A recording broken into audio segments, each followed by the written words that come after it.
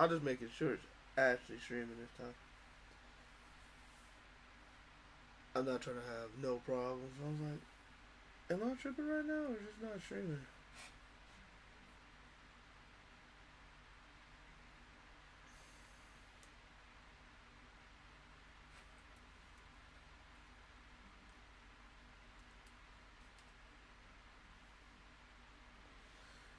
I'm okay as long as I can just see the other screen.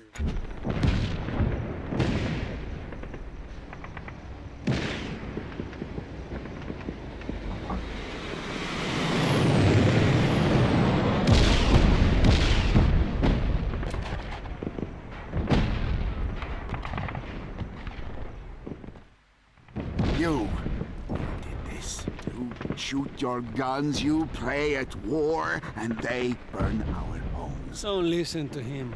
We have to do this. Got no choice. But I won't forget. The tanks are mine. You go into town, Mario. We'll serve them up on a plate.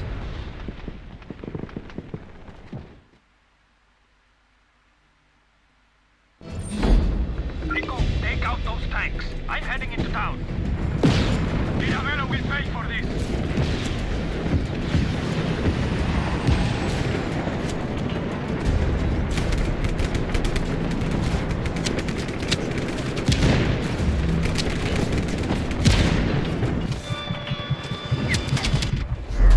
Okay, this is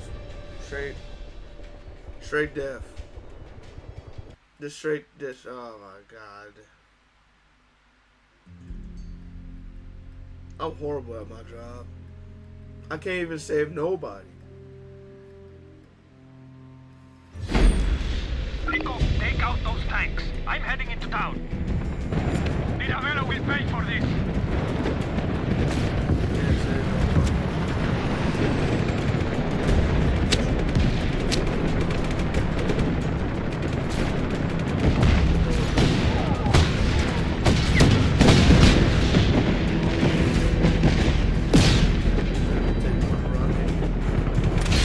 Thanks for playing.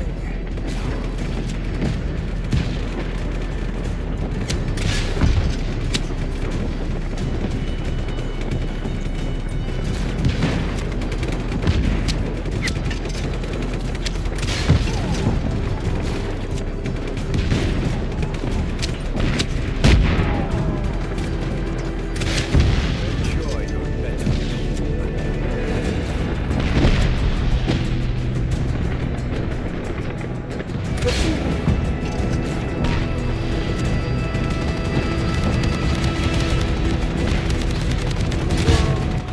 Oh, okay, that was not it. That's not it.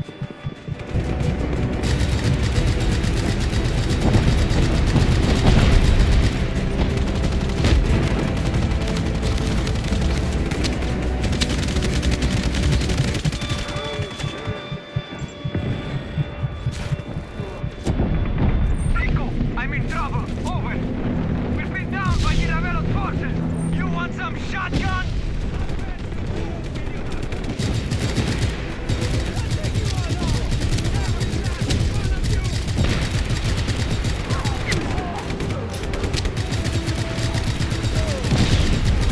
Request backup. Request backup.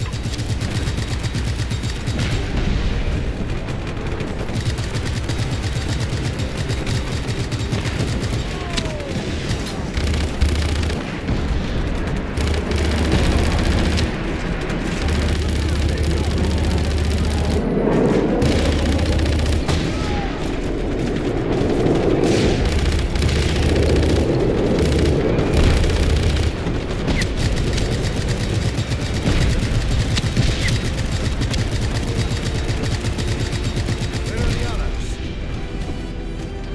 They killed them all! The bastardos!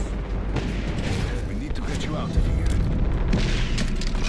I called to the rebels to come help out, but there are too many of the Mirabello soldiers. I don't think anyone made it, Rico.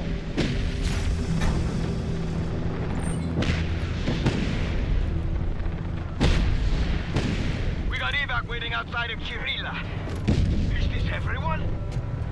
Just get Mario out of here. I'll cover it. Target is fleeing. Engage! Damn! Reinforcements! Right, go, go, go!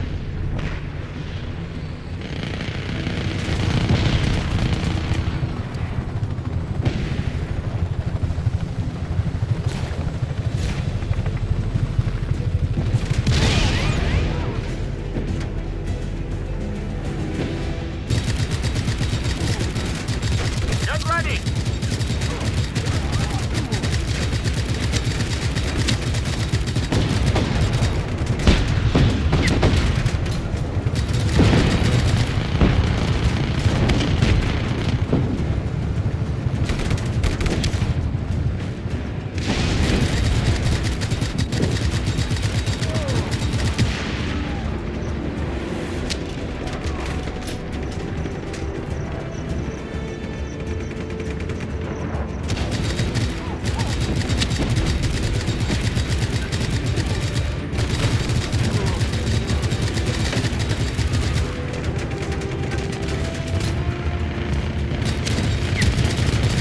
There's a military base. They'll be coming for us. We need to slow their reinforcements. Over. That base is going to send tanks after us if we don't do something, Rico. Just get over the breach.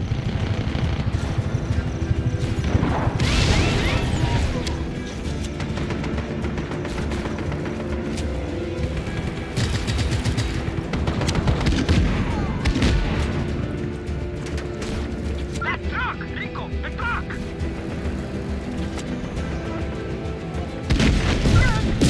We're almost there. Drive, drive, they're coming.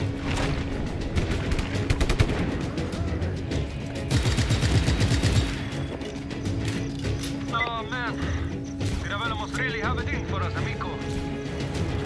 All those people in Costa del Porto.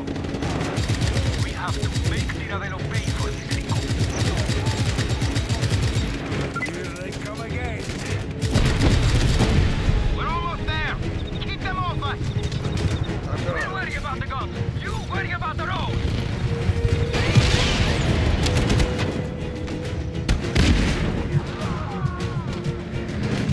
They're everywhere.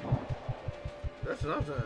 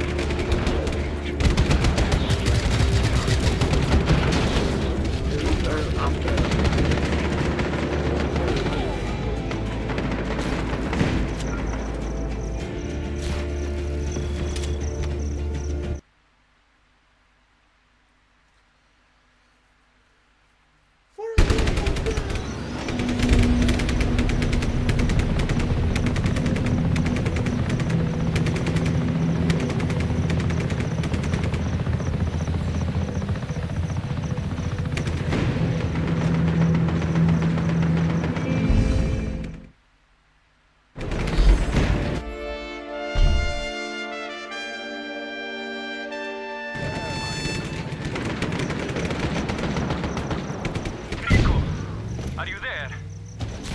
You didn't say over. Over. Yeah. I don't think I want to play that game anymore. I feel so stupid. You showed up and I thought... Engaging the target. All units converge on the following coordinates. Porto was a loss. We lost, but we grew.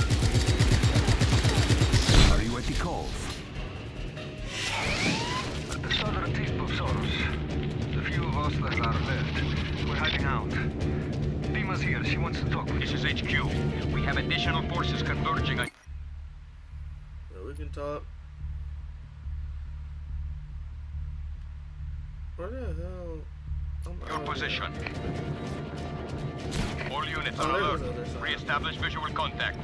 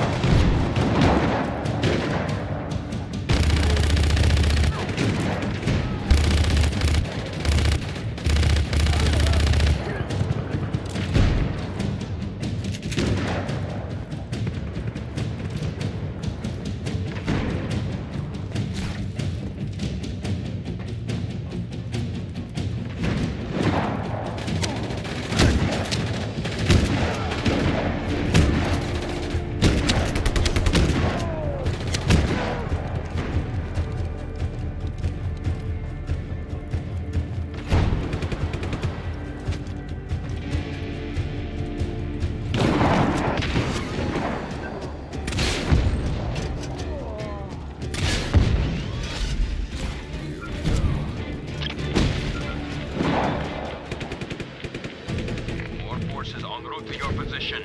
Eliminate that target now. Oh, I didn't know it was actually something.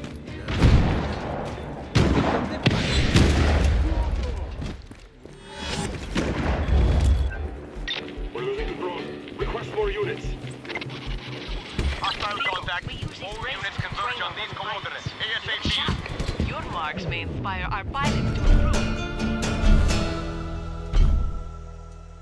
And you might learn something yourself, huh?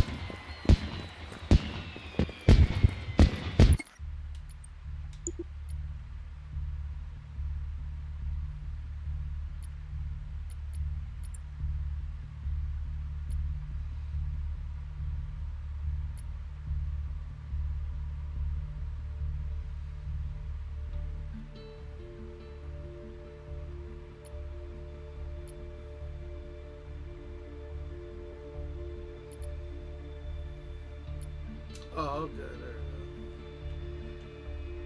Hey, shaking over here. I don't know.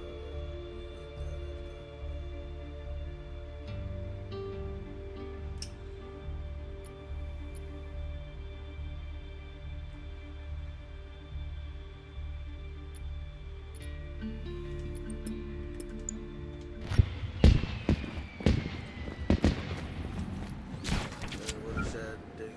Oh wait, no, that's not it.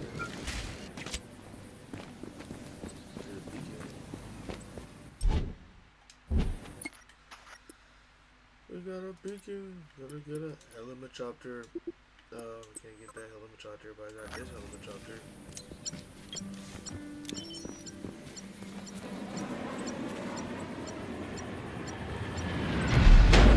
You can't do anything with that one, Rico. Excelente! The 3 stars of General Di Ravello's DRM have been exchanged for the proud Bull of the Revolution in the town of Cerilla. Fight on, brothers and sisters.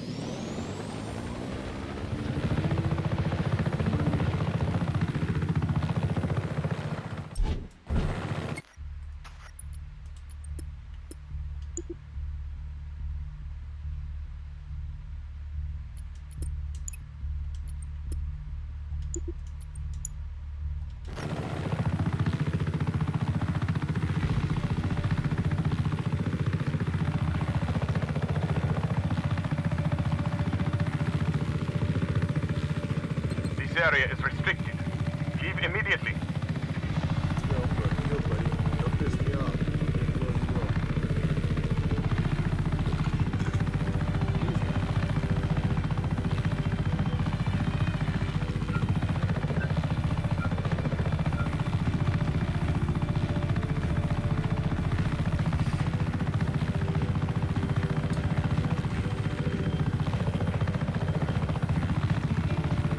What is a kilometer?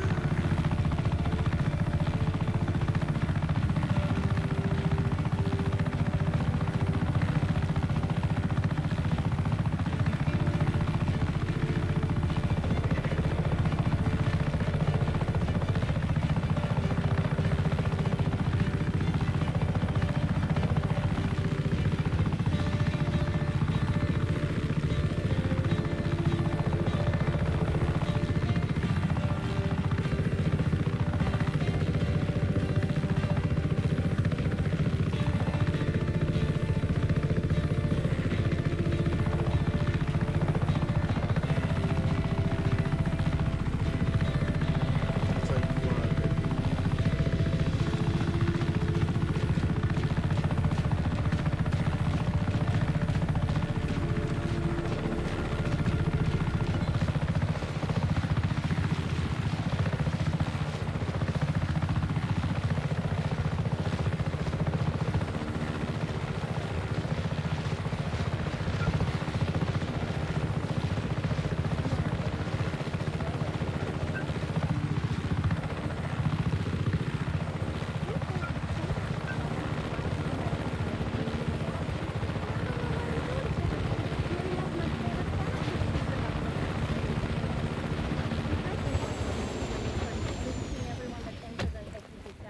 I refuse to put up with baseless intimidation tactics.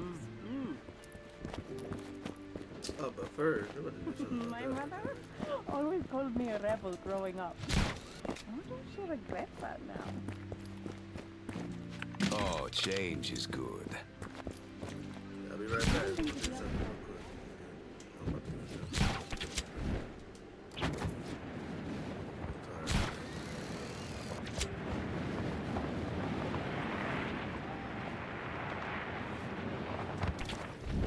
Oh my dumb self. I gotta go back to the hole now.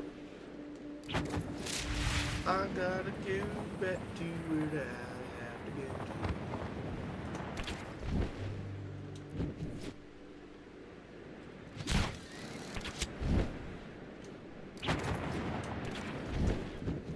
Abracadabra. No, where is it? Bro, where is it?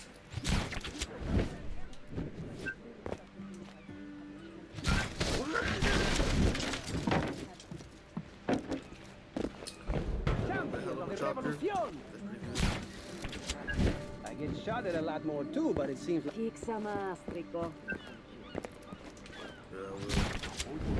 Vamos, we just started.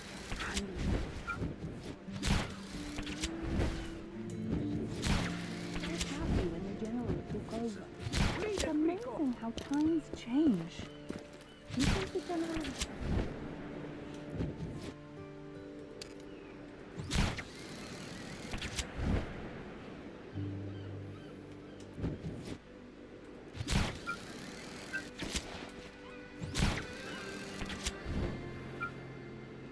That's not down here.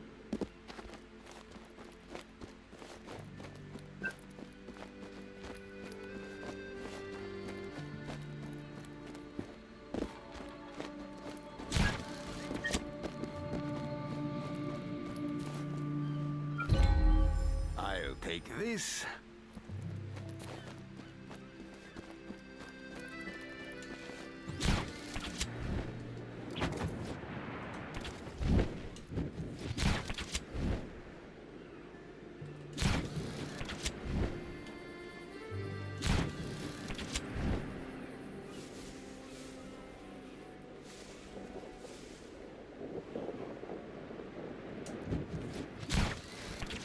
They say you're good with all kinds of guns, Rico. Let's see what you got. Yes, sir, I am good with guns.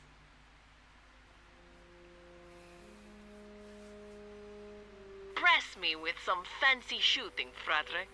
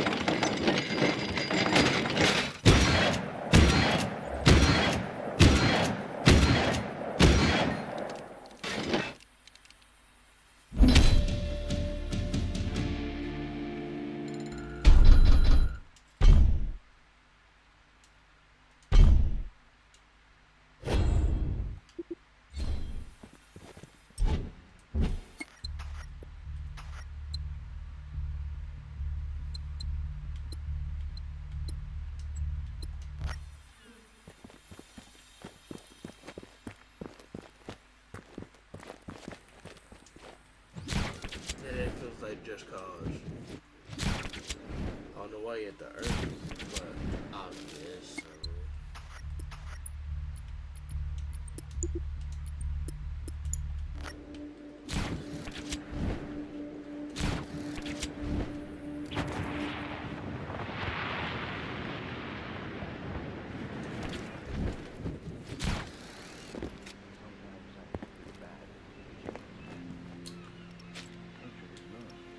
Hey, can I have your autograph? Or maybe a... This was never part of the conversation, Sheldon. Well, it is now a part of the conversation, Mario. I apologize, son. What happened? I see you found the rebel, Sheriff. Well, you know my pilot Crashy says we should all do our part. You know me, Humanitarian of the Year for any year. Right. It's true. Why, just now I brokered a deal with the rebels. See, you saved them. They helped me. I help you travel from place to place. You are welcome, son. You are welcome.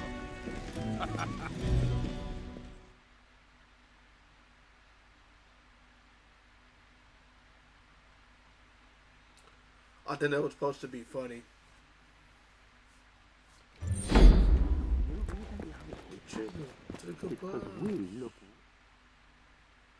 What the hell was that, you and Sheldon? He gave me the comm link. He gave us all comm links, said they were gifts. You lied to me. He saw we couldn't win. This is our revolution, but he owns us. Mario, I know Tom Sheldon. I worked with him for years, but you are a friend. You need to tell me the truth. I'm sorry. I'm sorry I dragged you into this. I forgive you. Oh! Always cover yourself, amigo. Oh, amusing. All wet. Come.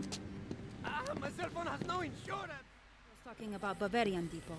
Bavarian scrap is stored there. Getting rid of it will hit him where it hurts. I'll check it out. Great things are afoot. The possibility for excruciating death is very high. Hey! For you, that is. The Ravello is now the most dangerous man on planet. I need my Bavarium scanner. Meet my contact at Vigilator Nord.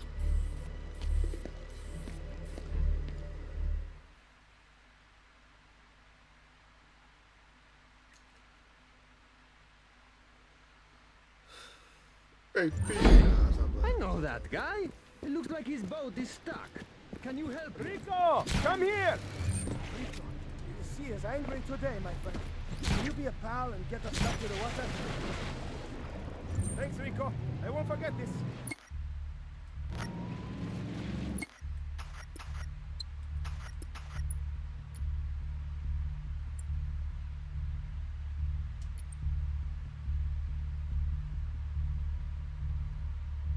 Oh, okay.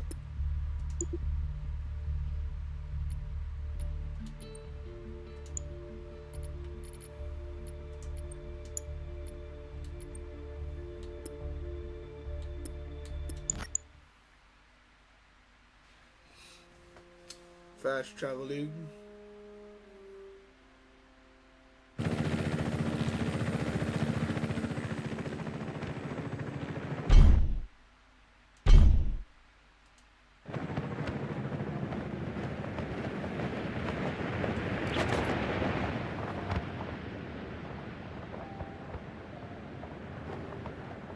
Rico, meet my contact Luch at Vigilator Nord. He can help you find Bavarium scanner.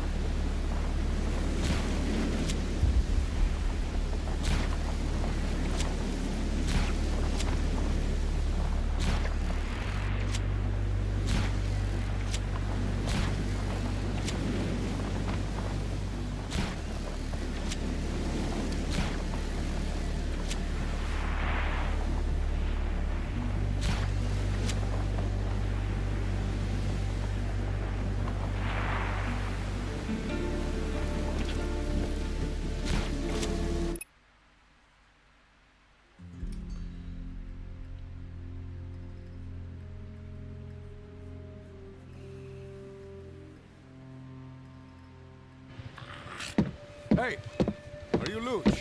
That depends. Who's asking? Dima said. Oh, then I am Luch. Vigilator North is across the bay. You're looking for Dina's scanner, right? See. Too bad. That is needle in one very large haystack. Good luck. You'll need it. Thanks, Luch. Hey, gotta be honest, right?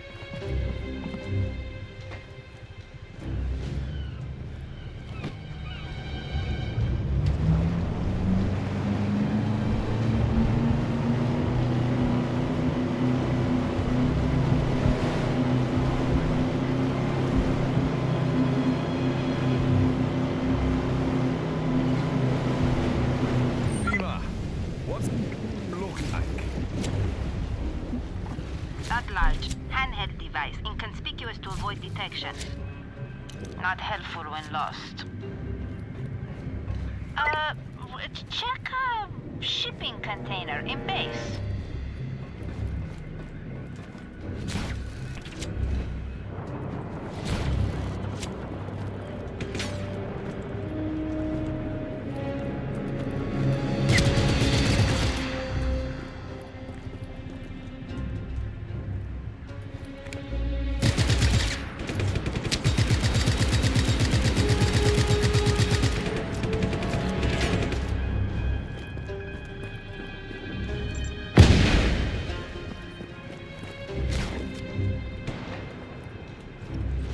There's nothing here.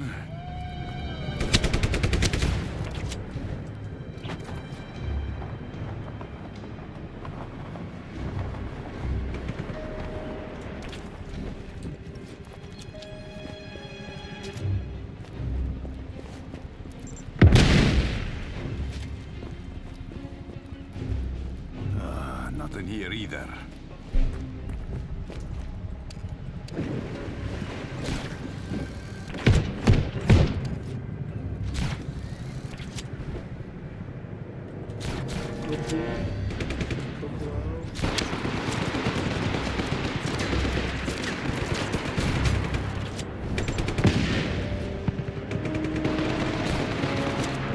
Found scanner yet? No scanner yet.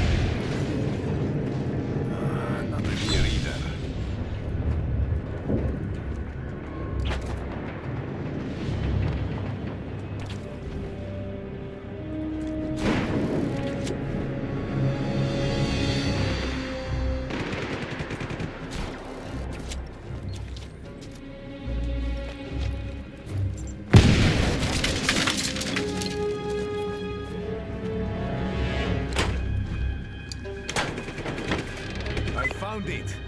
Dima. You need to put the scanner on one of the 3 crates at Chimaleon. The device will detect traces of refined barbarium.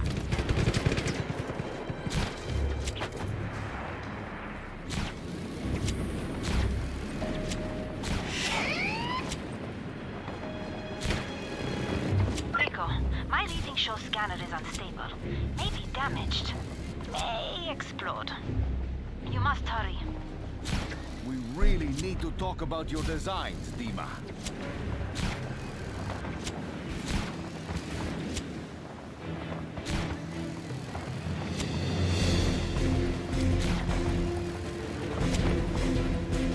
Rico, I need that scanner, amigo. Whoever controls Bavarium controls Medici.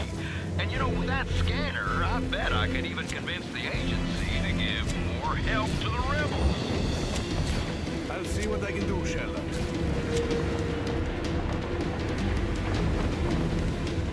You are spotted. Soldiers are inbound, Rico. All right, I'm here. Good. Plant scanner on crate near missile silo. Refined barbarium is detected. The Ravello may have developed weaponized barbarium warhead.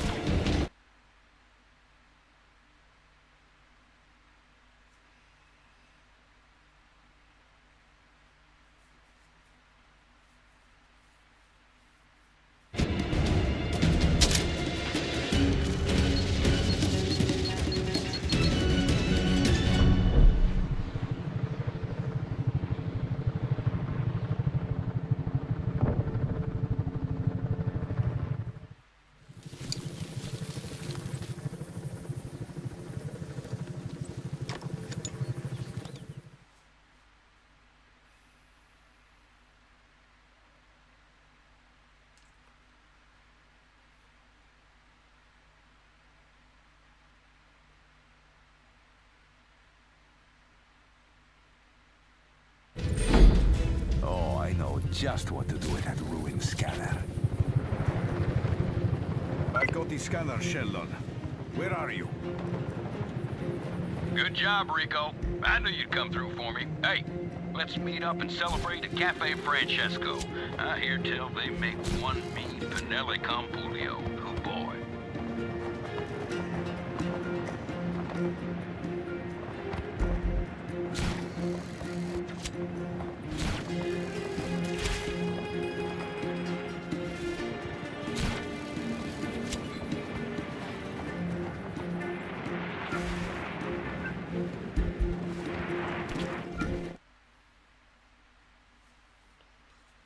Smooth with it, I'll tell you. Smooth.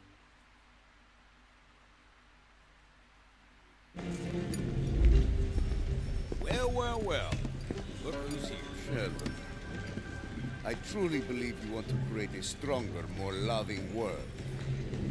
Here's your Bavarium scanner.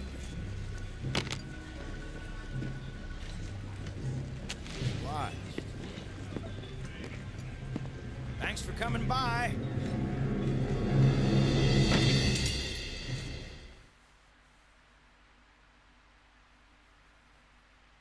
That's funny.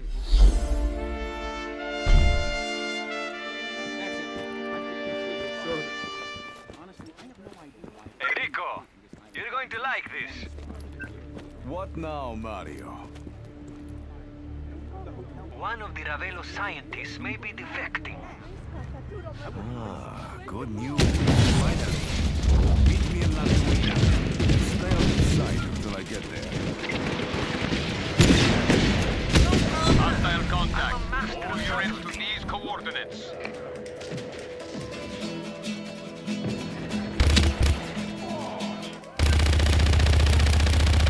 Dispatch. Target still at large. Find him.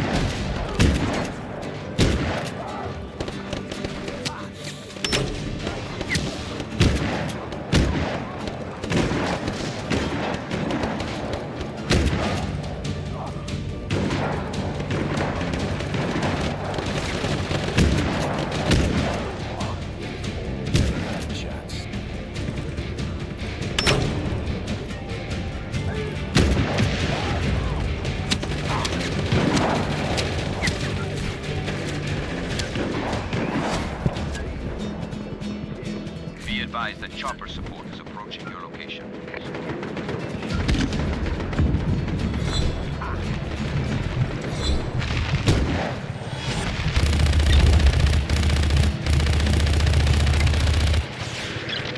Rebel activity reported. Get to the following coordinates immediately. Sending additional ground forces to your location immediately.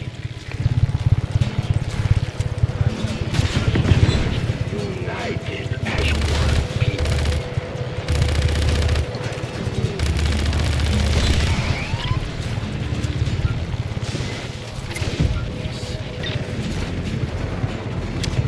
Additional support has been approved and should reach your location shortly.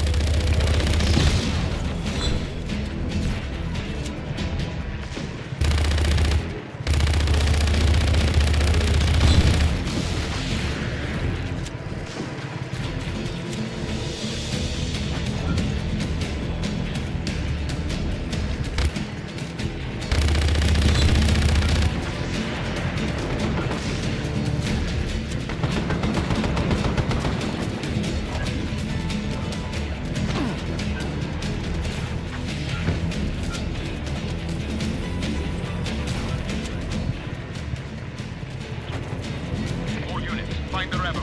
Pursue aggressively.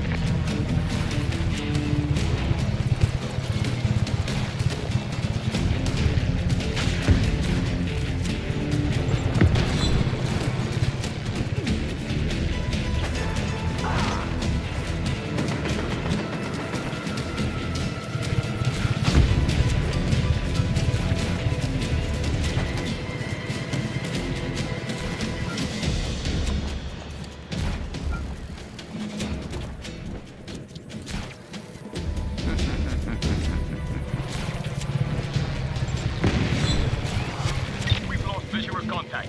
All units, fan out and search.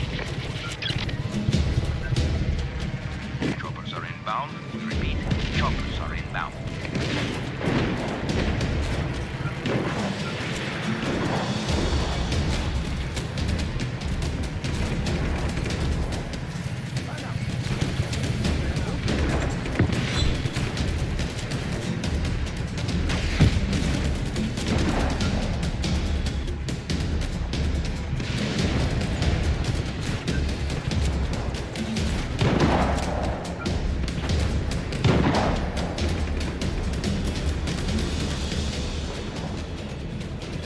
Initializing search protocol. Find the target as soon as possible.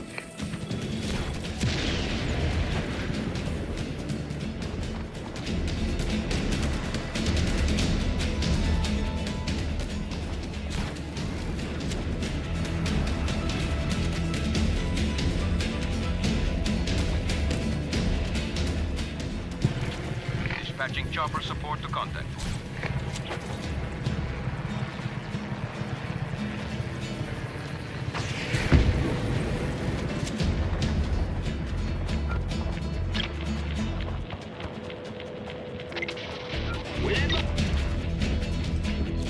This is dispatch, sending ground reinforcements to your position.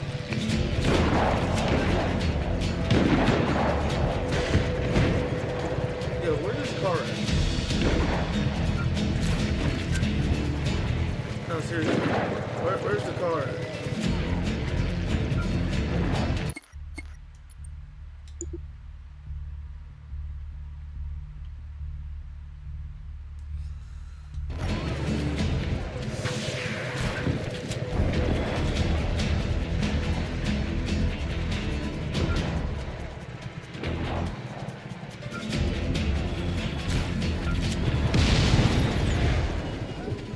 Locate the rebel immediately. Do not let him escape.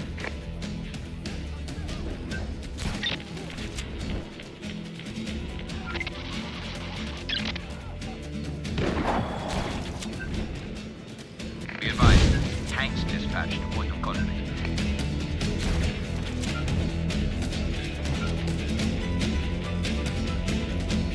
What's the name?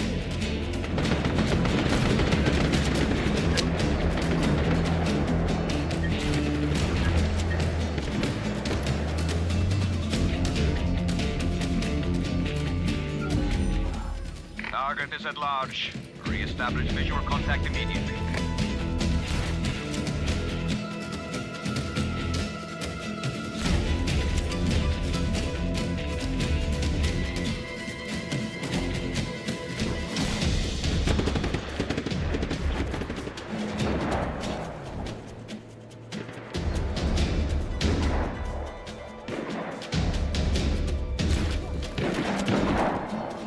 All units on alert. Re-establish visual contact.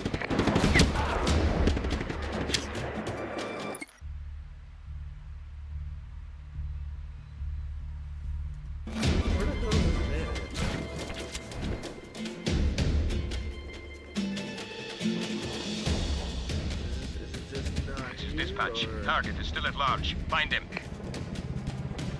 Attention. We are sending tanks to your location.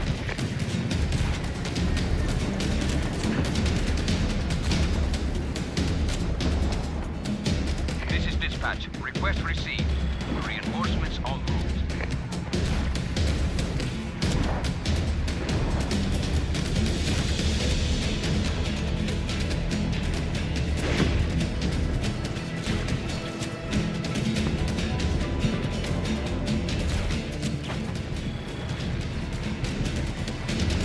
Initializing search protocol. Find the target as soon as possible.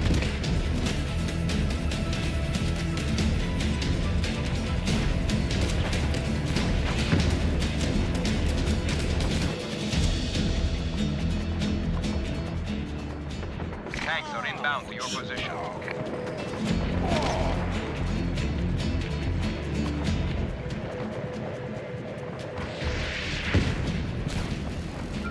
Target is at large. Re-establish visual contact immediately. Sending additional ground forces to your location immediately.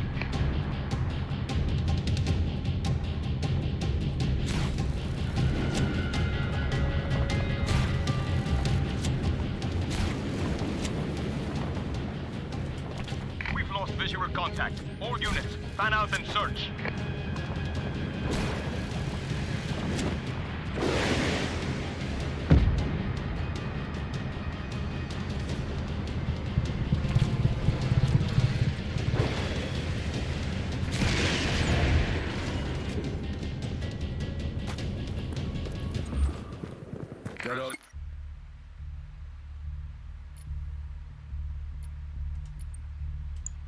Resume normal duties. Target has escaped.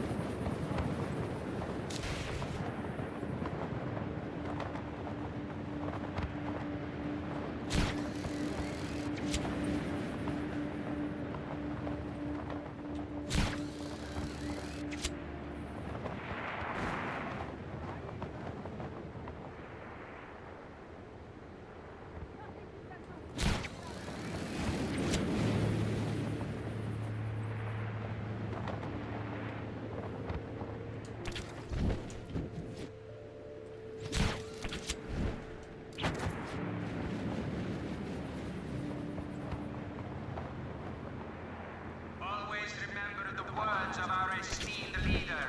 A clean mind is a happy mind. Hey! Get down from there! Oh, sorry about that. That's all I needed.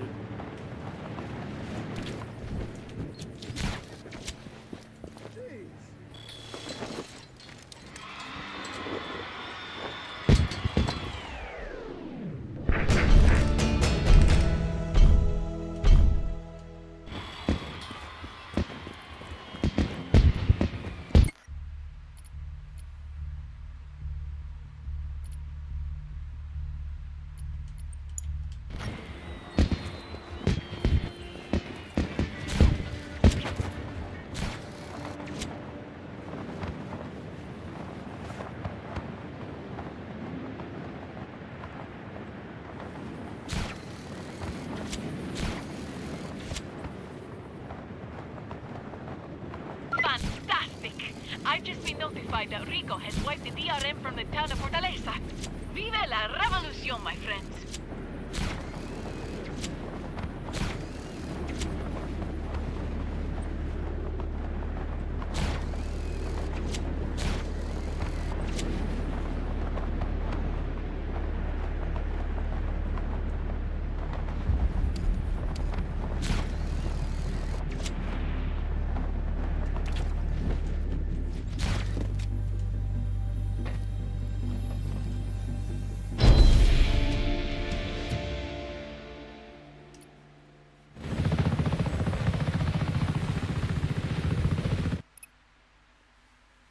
We all chillin'. We have a birthday.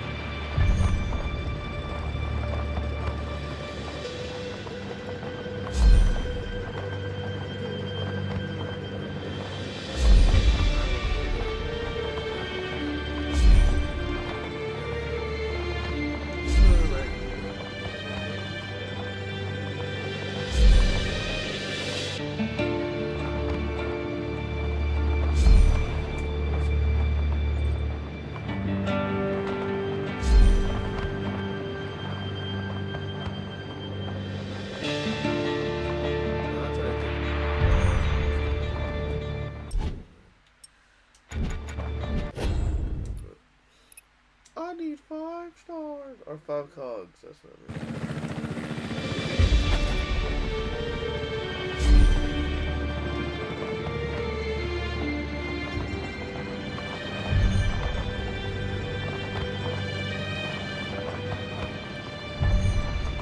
Dude, what am I doing? I need to hit the middle, and I'm over here just hitting.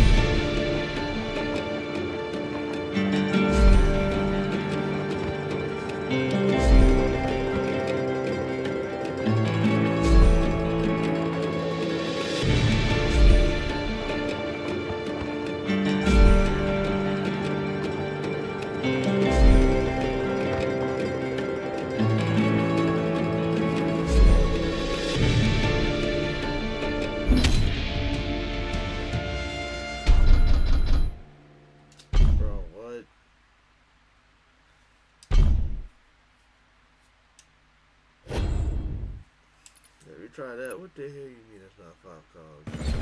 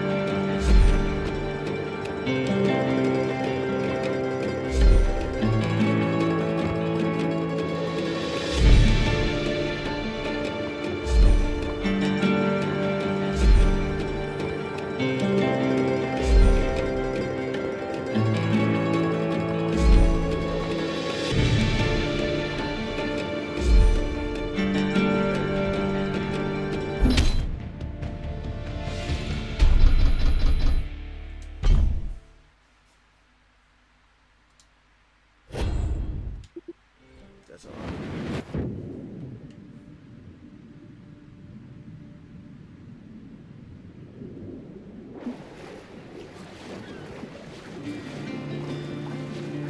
¿Dónde es?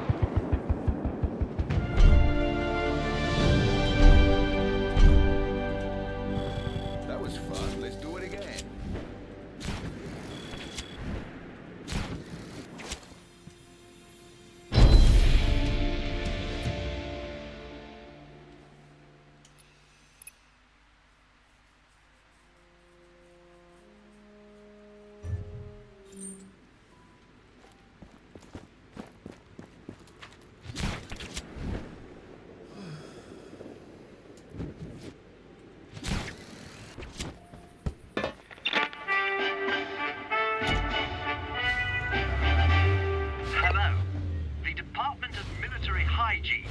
Found some black mold in a vent at the Chima Leon silo.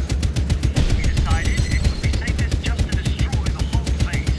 That mold stuff can be pretty nasty. Nothing to worry about. Thank goodness. Everything's so normal. What do you think? Viva Medici!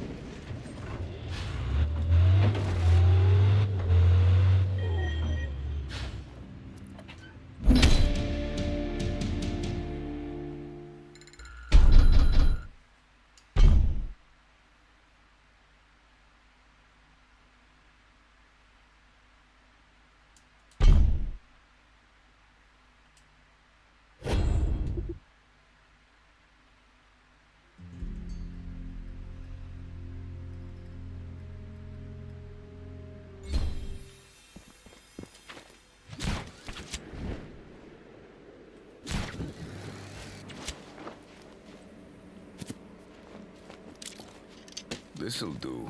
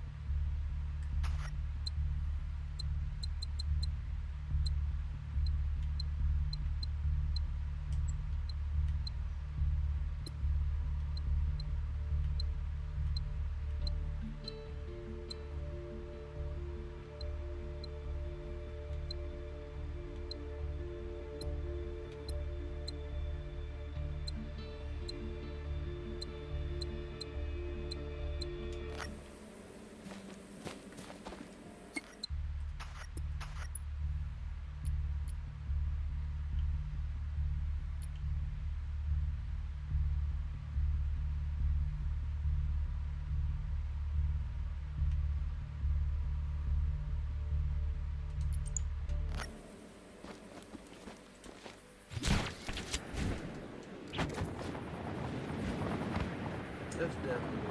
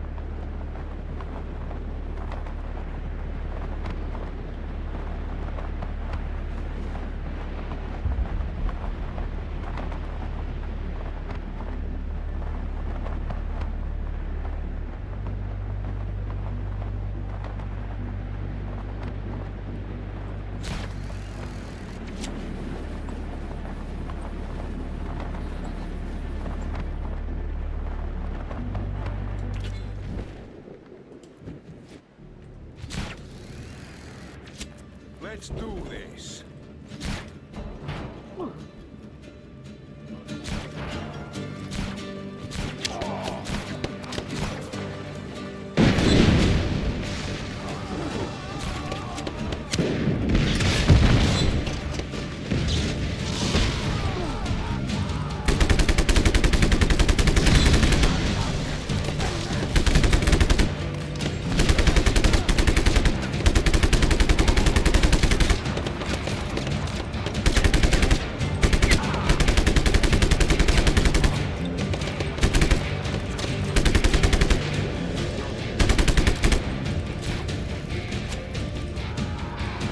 Get inside.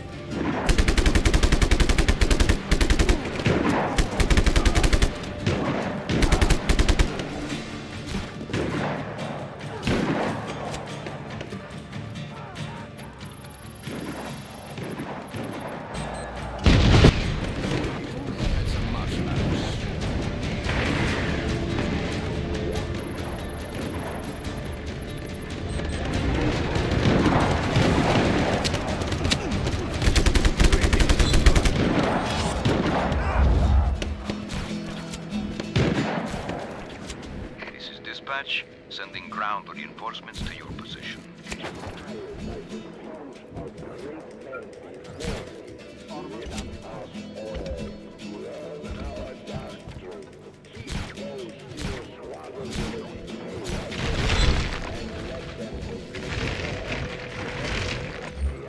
Attention all units, target escaped. Stay alert.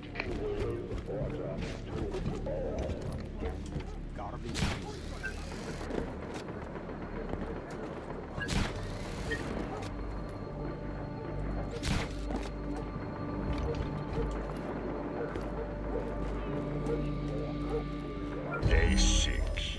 I exploited the drill sergeant's proclivity for alcohol to gain entry to the officer training program. When they announced my acceptance in front of the men, I humbly stated that I would not leave them for my own glory. Now, I must complete both boot camp and officer training. Will to see it.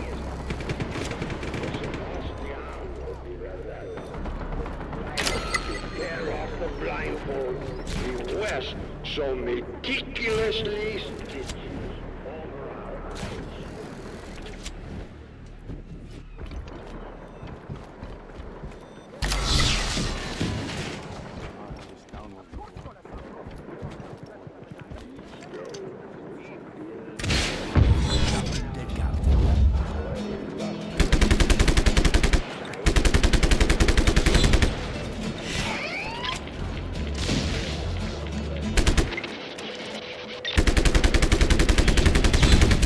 Additional reinforcements to your location.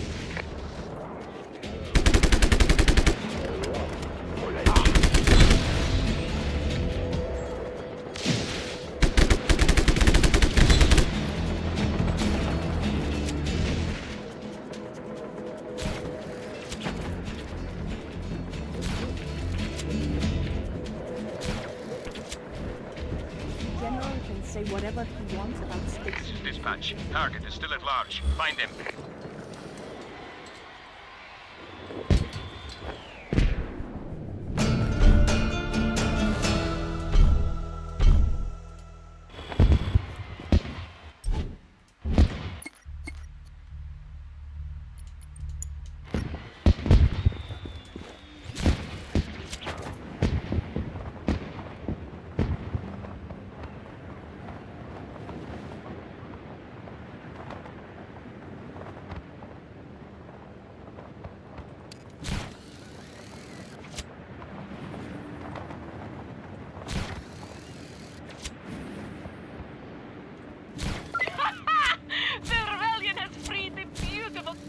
Town of Rosa, my friends.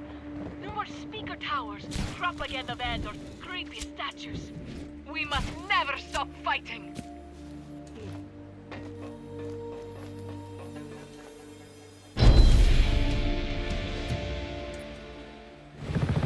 Statues are quite creepy, though. I will agree with that.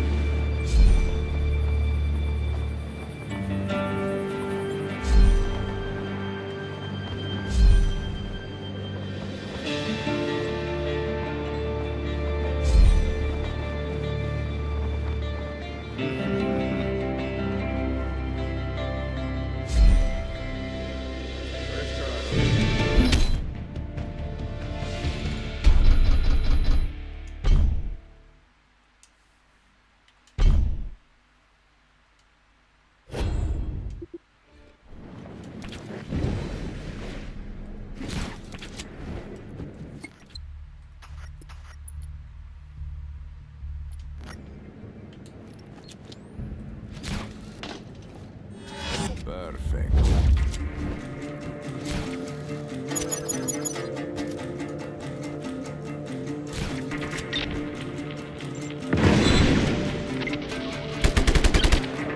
Reports of hostiles in the area. All units respond.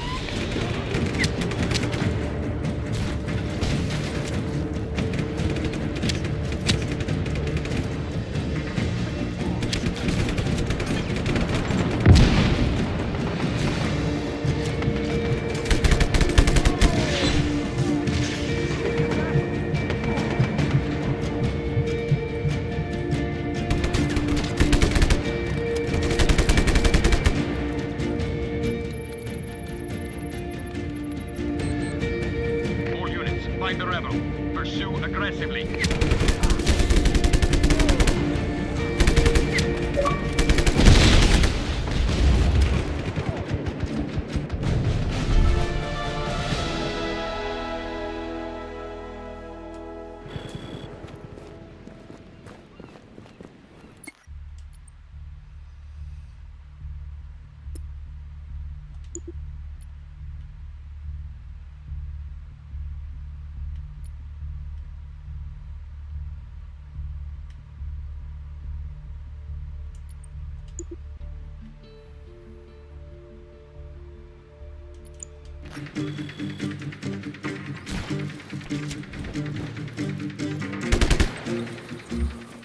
This is dispatch. Did we get him?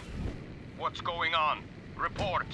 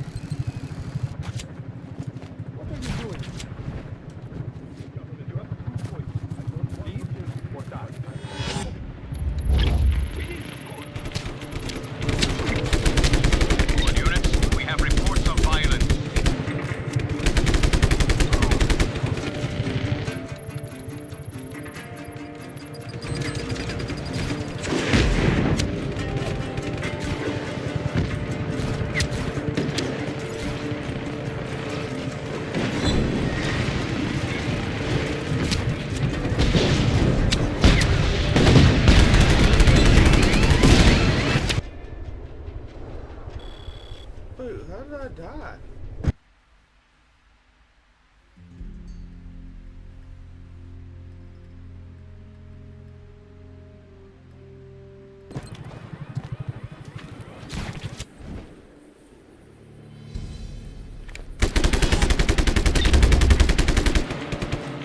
We need help out here. Reports of violence in the area. All units converge.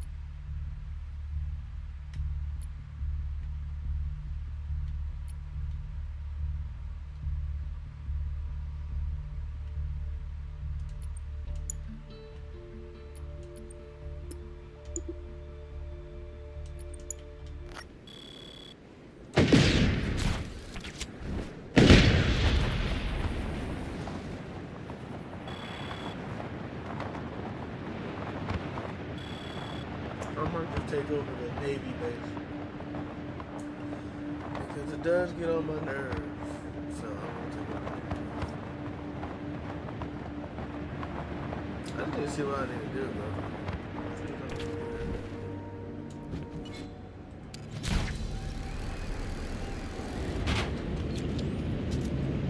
I'm here.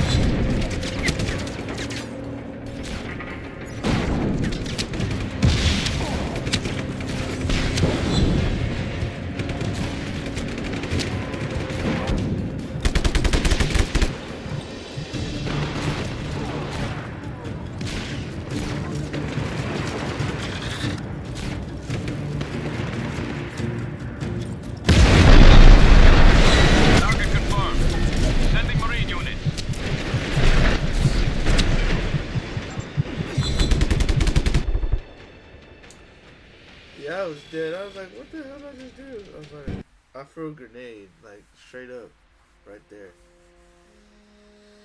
That's where it was input. There was a misinput. All right, let's go.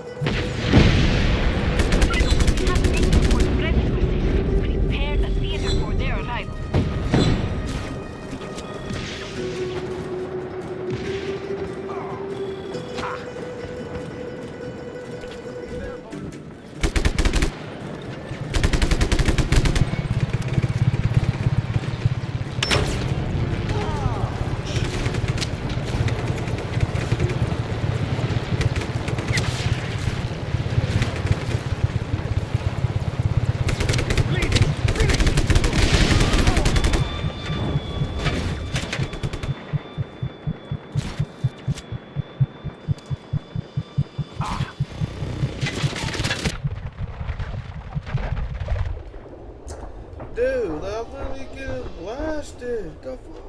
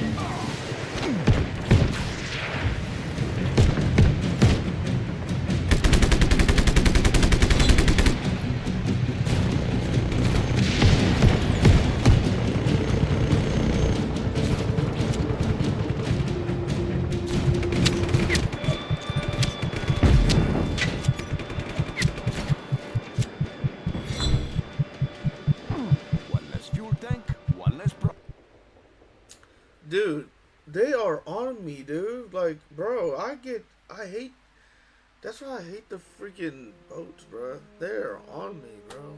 The boats always beam me, dude. It's always the boats, bro. Always the boats.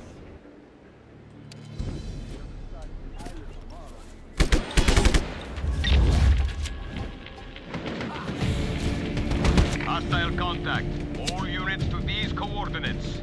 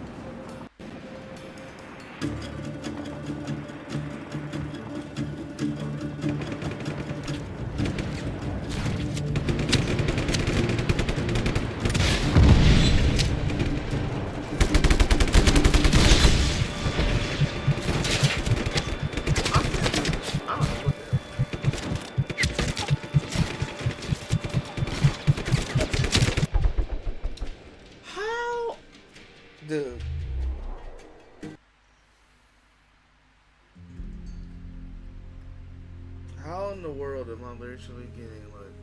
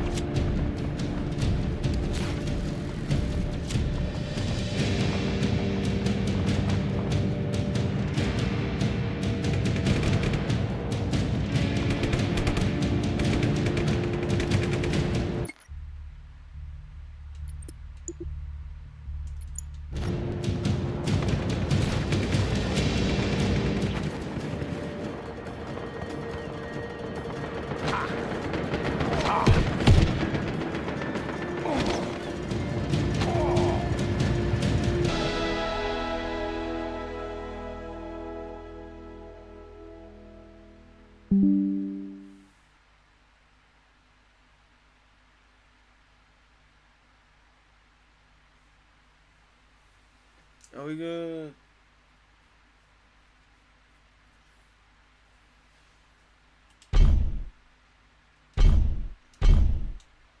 Piece of cake.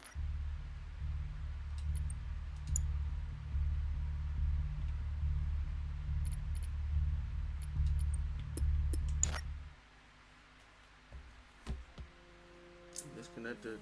Now it's connected.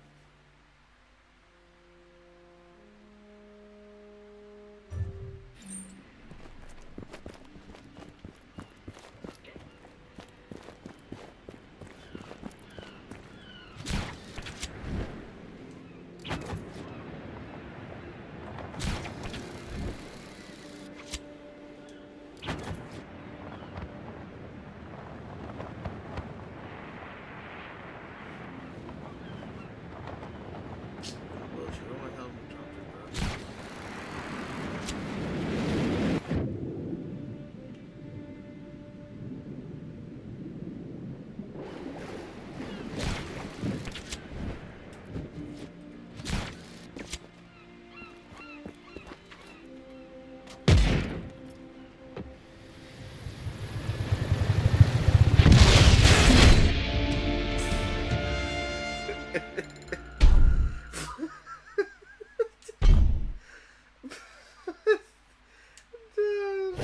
go back. Oh, dude, no, that's funny. What was that? 132, yeah. 138. Oh my god. That's hilarious. Wait a second. That's hilarious. So now we playing video games.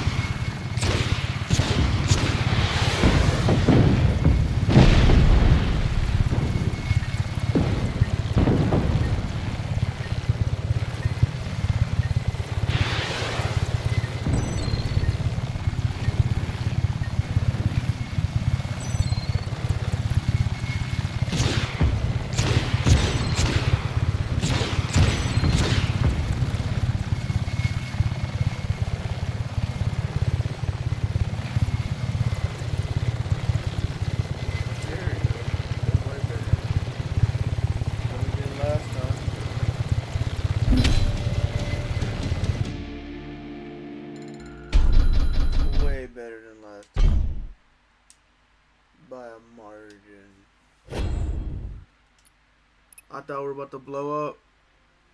But you know, we always blowing up. I'm telling you. Kaboom. I already did this. No, quick challenge. Yes.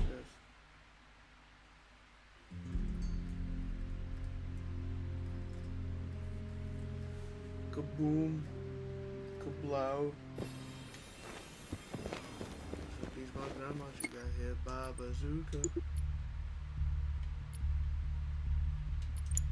I might take over some of these settlements. So I should be able to see. I should be able to see that. So should.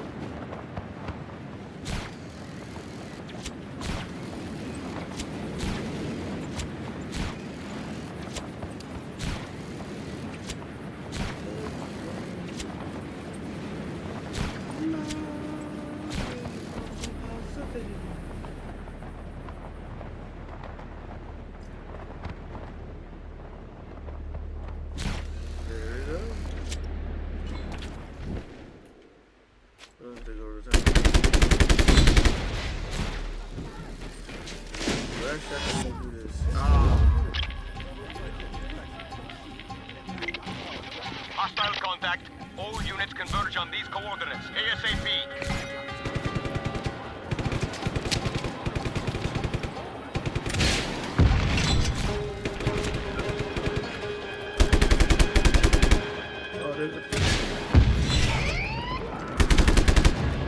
Hey, Akila.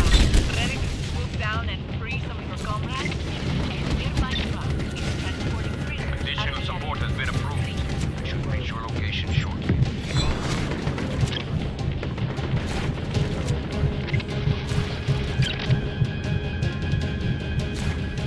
situation has escalated. Additional reinforcements on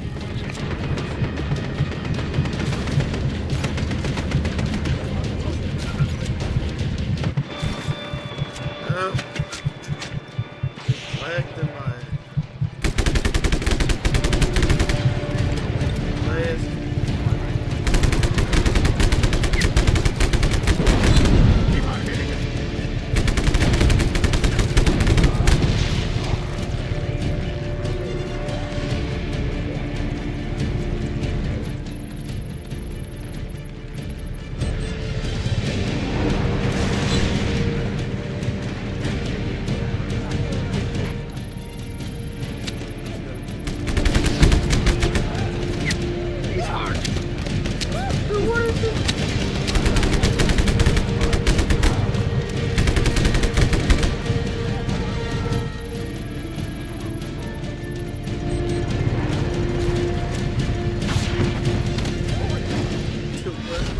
An elite response team is en route to your position. Aquila strikes again, huh?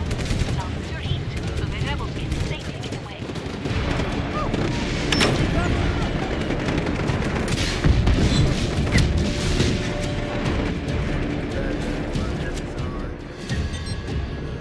Authorizing a tactical response team at your position. Yeah, I don't care about the encounter. Yeah, oh, say your fellow men. Why they get in trouble? Sending air support to your location. That's the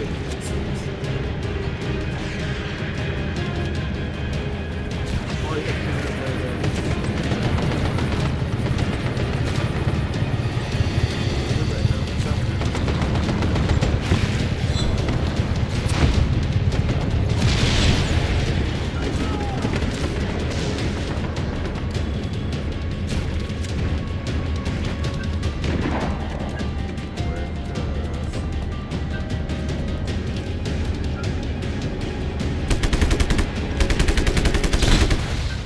All units on alert.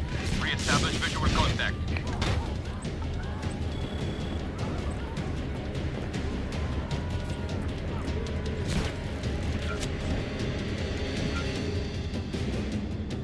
Be advised that chopper support is approaching your location.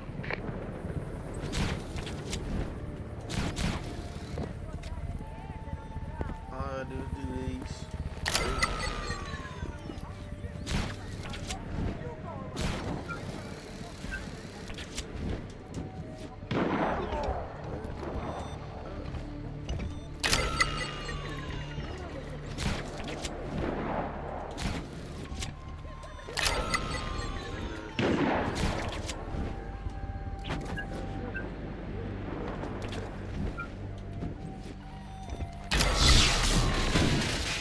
We did it, boys.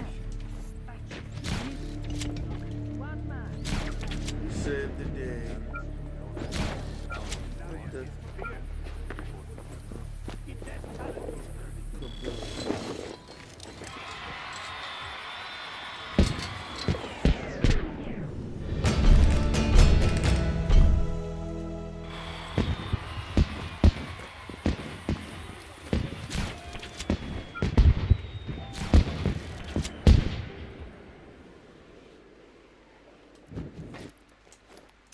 Are you sure my YouTube? I don't know.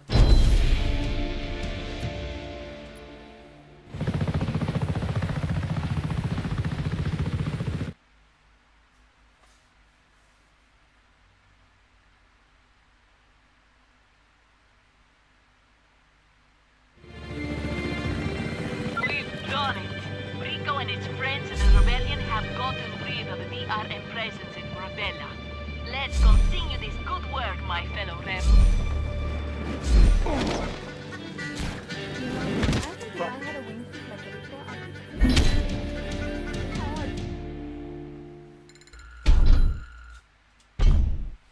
No, restarting that, because that should have gone bad here.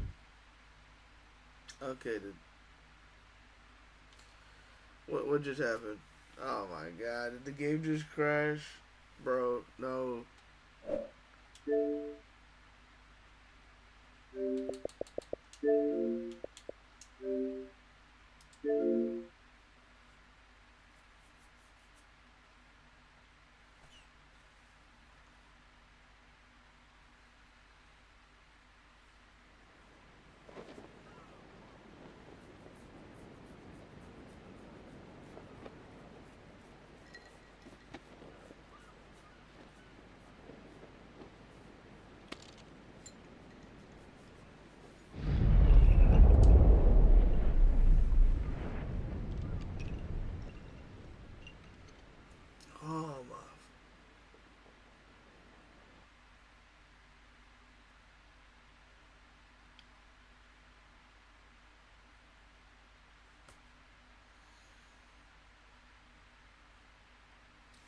just trying to blow up.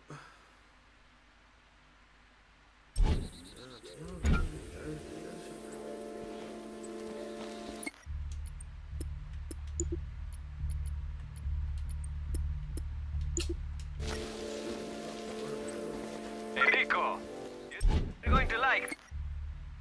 I'm not gonna like it. What now, Mario? One of the Ravello scientists may be defecting. Ah, good news. Finally. Meet me in Lantuina, and stay out of sight until I get there. No problem. I'm a master of subtlety. What do you say, buddy?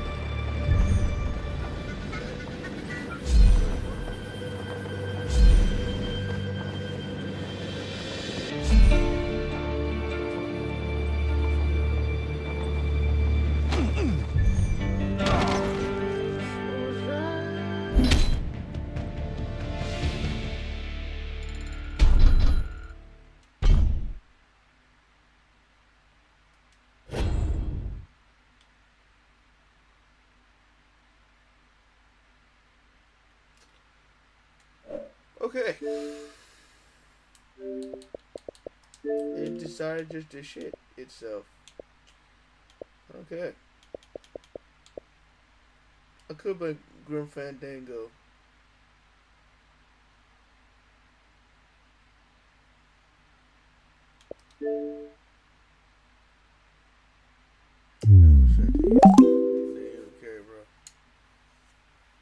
Don't even care. We'll straight to YouTube.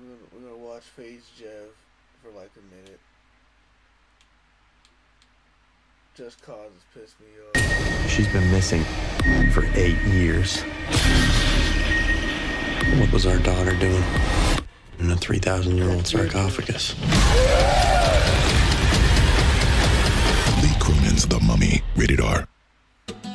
Whether you're backing up your home, exploring the outdoors, or powering the job site.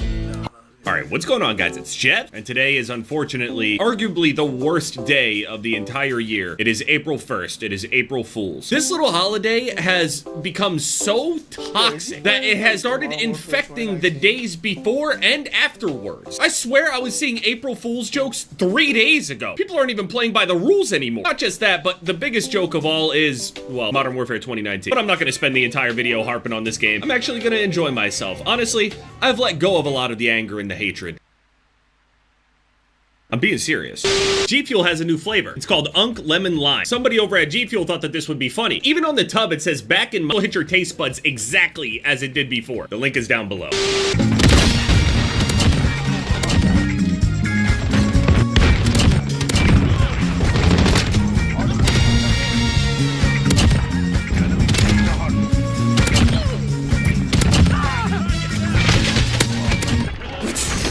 It's probably a good idea to play Modern Warfare 2019 leading up to MW4. Obviously, I'm not the first one to think up, you know, if MW4 will follow MW19 or whatever, but with MW19 going on sale, everything just feels a little bit, it feels like it's really leaning that way. Realistically, I mean, what could MW4 be? Obviously, it'll be its own unique thing, right? It's not going to be exactly like Modern Warfare 2019, but would it be closer to Modern Warfare 2019 or Black Ops? It's probably going to be closer to Modern Warfare 2019. Now, is it closer to Modern Warfare 2019 or Modern Warfare 3? That's really more of the question, because there is, in that case, a pretty big difference between the game and their design philosophy. So either playing this and MW3 are probably like the way to go if you're trying to practice ahead of time. Also, I ended up seeing a poll about whether or not Omni movement should be in MW4, and I'm pretty sure on that post, I don't remember how big the sample size is, so maybe it's not that important, but I think it was like 56% 56% of those votes, again, it doesn't matter since we don't know the numbers, but again, 56% of players, they said that they did not want Omni movement. Oh, I thought somebody was stomping around. This guy is, what the fuck? Me, personally, I think Omni movement feels better, but again, like, I don't even know if it's more of like a skill thing either. I saw some people talking about like, oh, well, maybe some people just don't like the Omni movement. Omni movement was like a skill gap that maybe like bad players don't like, but I mean, is it? Nigga, what is my fucking team doing, man? Talking about, we're on the point. I mean, after playing this game for a few hours and like not having the Omni movement and everything, coming off of multiple Omni movement games, yeah, this guy is walling. I think multiple people are walling on the other team. This is great. The game doesn't need it, right? Like, the game isn't gonna be worse without it or with it. Ultimately, I don't think it makes that big of a difference. I think maybe people are overblowing it a little bit, but I would like to see, like, the explanation for the people that are voting no Omni movement. I do think that it is better. Like, I think that it feels better personally, but I don't think that it has, like, a huge bearing on, like, how the game is overall. That said, I did see people, like, talk about how it does affect, like, zombies and stuff like that, and how they have to program the zombies to be a little bit faster and stuff like that because players are able to sprint in any direction or attack sprint and stuff. So, I mean, I get what they're saying. Very, very small little details, well, at least for multiplayer's sake. Another thing is the player count. It used to be higher than Call of Duty overall, like on Steam alone anyway. Obviously, in the grand total of it all, MW19 did not have more players than all of the other Call of Duties combined, but on Steam alone, it did for a while, but as of the past couple days, the 24/7 peaks have been lower than regular Call of Duty at this point. And I'm seeing some people point at it and be like, oh, they realize that this game sucks, so they're all getting off of it. Now, it's just, I mean, it's kind of unfair. I mean, the game is just old, right? The game is already solved, no matter, you know, how much of a mess that the game is. People still love it, and it's pretty much solved, and they've played a lot of it. So, I mean, how much are you really gonna get out of playing this again? Play this for a little bit of fun, but then you're just gonna go back to whatever you were playing that isn't BO7, or Warzone for that matter. If IW ended up seeing that poll and they're like, wait a minute, we don't need to do Omni movement, I don't know if they're gonna vote based on that. I don't think that Omni movement is like a make or break for most buyers anyway, but it is surprising. I thought generally everybody really liked Omni movement. One thing that's annoying in this game, like one thing that I got really used to was like how easy it was to jump and slide in the game. In this game, there is no jump into a slide and you like keep the momentum and shit. Like sometimes it'll work, but like it's not an intended thing, I guess. Hardpoint contested. Got him. Map sucks ass. Of course people want to get the fuck out of here. Osna Ray. I mean, there's worse maps, but this map sucks. It's pretty bad. Actually, this is that classic map with that one clip on. Trying to cross the street on this game was crazy back in the day. Okay, maybe the beta won't be that crazy, right? Surely they'll run a beta and maybe we'll even like get some gameplay within a couple months at this point. The usual stuff for Call of Duty. But the beta itself, you might have to worry that there's basically not going to be very many changes. But I think that there will be changes from the beta onward. I mean, after all, they did eventually add the radar and shit, but it's not even like the fully functioning radar though. I will say it felt way worse when I initially started playing the game with no Omni movement after being used to it, but again, it didn't take very long after, you know, playing without it again to just get used to it. Omni movement just feels less clunky. The fact that I can only sprint forward just is kind of odd. Like, realism though, if you want to like actually talk about what's realistic, you absolutely can sprint forward, backwards, sideways. You absolutely can. This game is another one of those games where people like hold the angles like really hard, which means smoke grenades are pretty effective at like breaking the lines of sight if people want to sit there and hold it like that, and it'll actually force them to move. Or not, they could just sit there and say, who gives a fuck, right? I didn't even know a player was in there, dead ass. I didn't even hear him.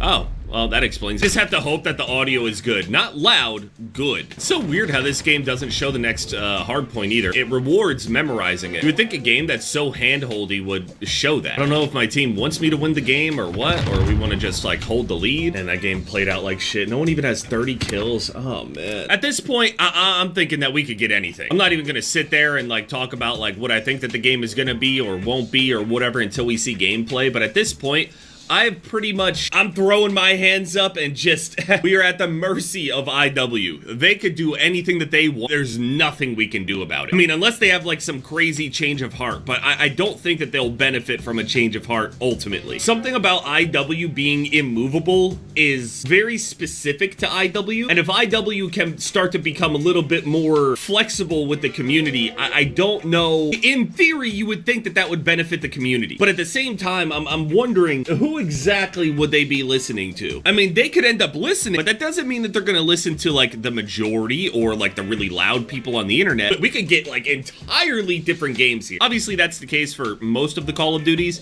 but it's part of IW's thing to basically be immovable. I feel like if the maps are okay, the game will flow generally better regardless of a lot of the design choices. Because you can see whenever we... I do miss IW. No, I do miss 2019 because that shit was good. And that's the only Call of Duty game I really got addicted to. I actually wanted to actually get like the skins and stuff. Now newer Call of Duties, I don't know, bro. It's hard for me to get into them. It's not like I can't, cause I have a good time in Black Ops 7. It's just sometimes it's just too sweaty, and then the other time I'm just like, man, this game sucks. And I keep like interrupting myself like that. That's so funny. But sometimes it just literally just gets on my nerves trying to get it. Ended up getting the more updated maps, the ones that came out in the later seasons like Kandor, Hideout, and Onward. Those maps flowed much better than like the original maps that were here on release. Also, another thing that I see a lot of people like talk about, people act like Modern Warfare 2019, the player numbers weren't going down, just like all of the typical Call of Duty numbers do, like just naturally over time with 99.95% of games. Eventually, after a month or two, the numbers will go down, and they trend downward from that point forward. That was happening to Modern Warfare 2019 is, well, like, I see a lot of people framing it in this way where like Modern Warfare 2019's multiplayer was never in trouble regardless of all of the complaints. The game was just popping all the time. The game was on a downward spiral just like any other Call of Duty would be at the time. Jev, a pussy with the 725. I was just playing the game the way it was meant to be played. Hey, prepare for that on Modern Warfare 4, buddy. I don't have respect for any of you in this game. Realistically, I'm worried about all this stuff because I know I'm gonna do the camo grind at the very least. Whether I play the game throughout the entire year or not is a whole other thing. But I know for a fact that I have to go and do the camo challenges, which means I'm gonna have to play however these challenges are asking me to, and I'm gonna have to use every single weapon in the game. Yeah, anyway, April... What's this sandwich? Spicy? Wendy's, we're at because they said that they changed their spicy chicken sandwich. Every fast food chain is copying, which this is honestly one of the best trends that I've seen because at least they're showing initiative and they're trying. But what matters more than anything is, are these changes actually real? And also, are they going to make people start? Because fast food sales are down. That's the reason why they're doing this. So it's a good thing. It is a very good thing. But I got a spicy. Booking.com has all kinds of stays for those who love. Fast food sales are down? No shit, because fast food ain't good no more, bro. I'll be dead ass with you. Like, fast food is not good because not only that, we already know, like, some people don't like their job. Understandable. If I worked at fast food, I would probably do that. I never worked a fast food job, but if they had to do with someone like me, that's like, hey, bro, let me get like the whole menu. No, I'm just kidding. Nah. But I understand because it's a job, but the problem is, right, we don't have enough people who know how to cook and hate their job. Like, that's what I'm saying.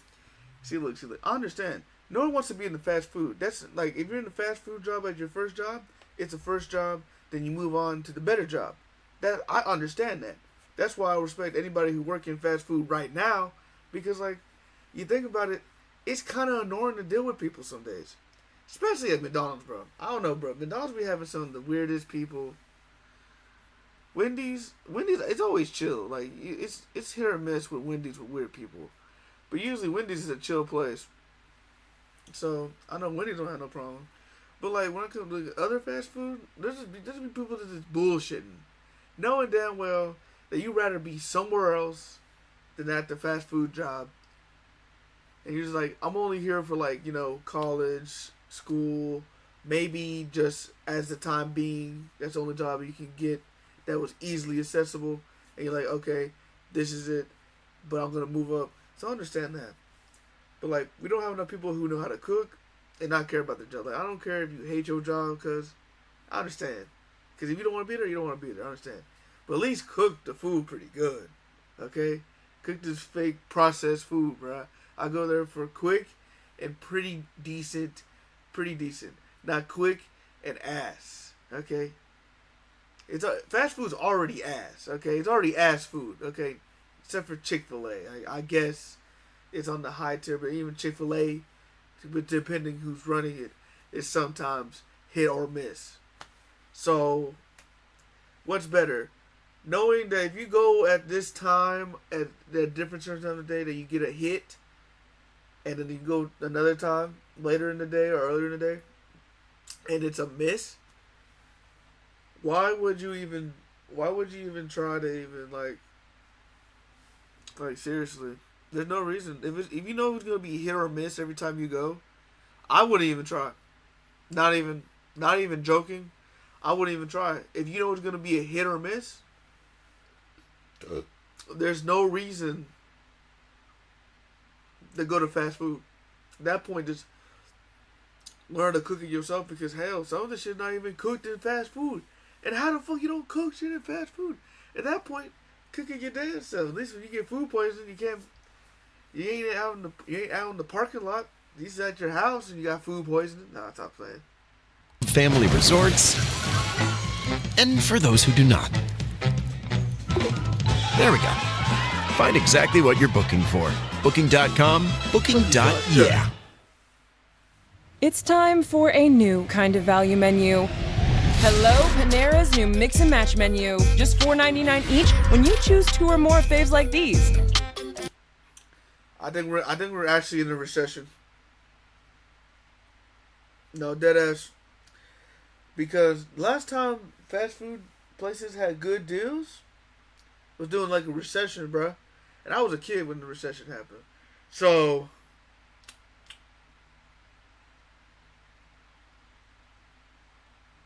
yeah, guys, we're screwed. Absolutely. The new Mix and Match menu at Panera. Now that's a deal that's actually a meal. Spicy chicken sandwich, as well as, well, another chicken sandwich. And we're going to see what the differences are. First things, I'm going to show you the article from the press release and tell you exactly what it is that they changed about the spicy chicken sandwich. Without reading anything, Burger King just did the same exact thing. They took their sandwiches out of those containers that they used to have, which were just the wrappers, and they put them in here supposedly to keep the sandwich crispier. And I like this change because this reminds me of old school fast food when I was just a little young. And I can just tell by holding this that the sandwich does feel different. I've held a lot of spicy chicken sandwiches in my life, fortunately or unfortunately, but this is the exact reading from their press release. Wendy's refreshes its spicy marinade, premium panko-style breading, a soft potato bun, and a richer mayo, delivering for even more bold flavor in every bite. As of March 30th, today is April 1st for me. These are the changes that they made. The bun is now much more different with this potato bun. They got the little ridges and everything in here. The premium bun before was just a smooth, shiny bun. The sandwich to the touch feels crispier, and the mayo, well, there's a lot of it on here, so I'll be able to tell if it's richer. They also did something different. They added pickles to their spicy chicken sandwich. It was not on there before. It was just lettuce and tomato and mayo. So if you like pickles, you don't have to ask for them or pay extra for it. It comes stock. But let's try this new spicy chicken sandwich upgrade.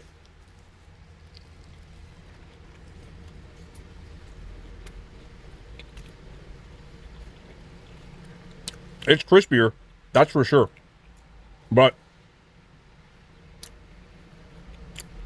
this panko breading reminds me of what was on their fish sandwich. Now, I need to take one more bite of this with just the chicken because something felt really, like, weird with the breading. That ain't chicken, bro. That ain't chicken.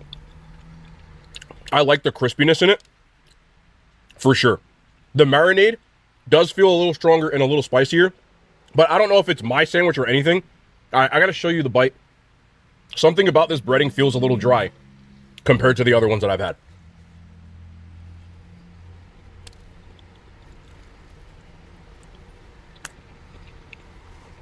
This is also the first spicy chicken sandwich I've had in a long time. It's actually hot, even in the parking lot. And when I say hot, I'm not talking about the spice level. I'm talking about the temperature of it. I can visibly see some steam coming off on here. Okay.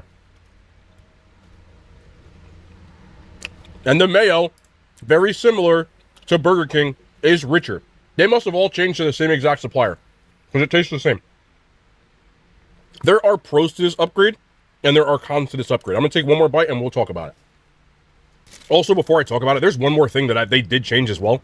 This paper wrapping, this is usually what the cookies used to come in.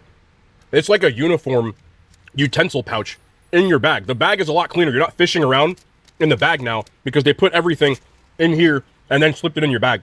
It's a small change, but I do think it's a better change because it's much easier to see if you got everything that you ordered as opposed to before. So that's also a change that I'll commend them for. So what are the pros with this sandwich? The bun, potato buns are better to me. I've always said that, and I'm going to say that till the cows come home. I lived in Iowa. Yes, the cows come home was a thing. I think the spiciness is much more noticeable. I love that. And also, the sandwich is a lot crispier than I remember it. All things that I enjoy.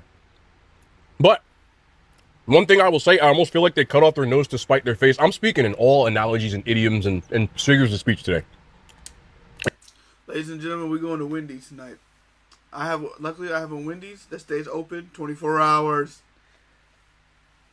We gotta go to Wendy's. Nah, I'm chilling. What the hell? 0 sugar at Dunkin'? Too bad I don't drink nothing from Dunkin'. The only people I knew who drank something from Dunkin' is nobody. Like I knew like coworkers, but like people I know, they don't get drinks from Dunkin'. They be getting the donuts. Kind of like, I remember it just being Dunkin' Donuts. Now it's Dunkin'. I'm like, Dunkin' Donuts? I got you. That's all I am, though. Yeah, bro. So I'm doing it on my Xbox so you guys can see all the ads they give us on like the TV. It's freaking stupid. In other words, you gain things in here, but you lost things on something else. I feel like this breading is a little weird, and it doesn't feel like the same spicy chicken sandwich in a bad way, because the breading comes across as a little dry with the crispiness on the outside.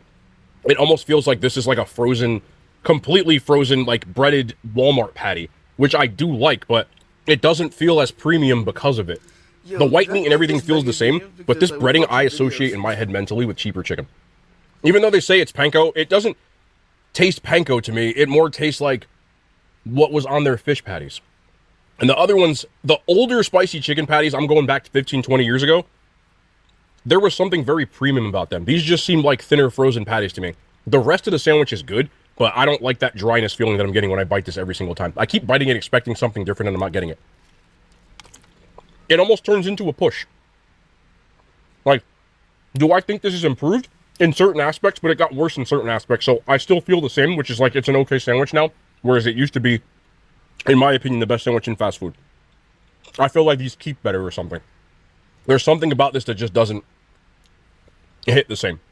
But I don't hate it because of the other upgrades. But at least they're trying, but it also feels like they cut corners in other places and just added it to the next. So you can take that whatever you want to. I think that if you're a fan of Wendy's, I think you should try this yourself. I feel like I don't think it's going to bring you back unless they change what I'll complain about at the end of every fast food video, which is I'm going to complain until they stop. The prices.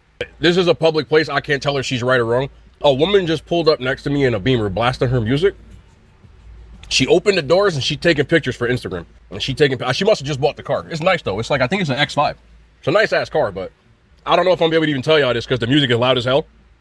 And she got all the windows and doors open. It's a cold car though, I'll give you that. If you happen to see this lady, respect, it's a nice whip. I just, I gotta wait now or move.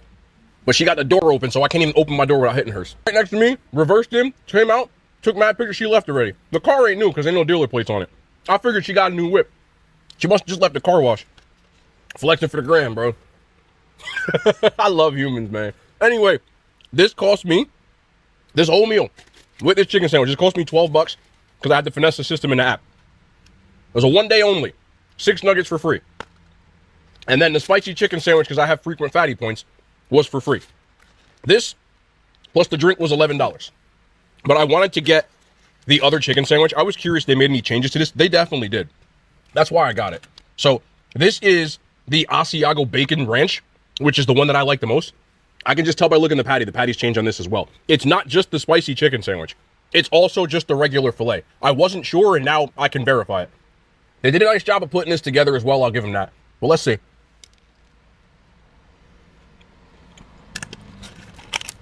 Everyone has free offers on the latest phones, but T-Mobile gives you a lot more. T-Mobile families save over $3,700 versus the other big guys. And our experience plans include amazing benefits, plus our 5-year price guarantee. Switch to T-Mobile and save on a big scale.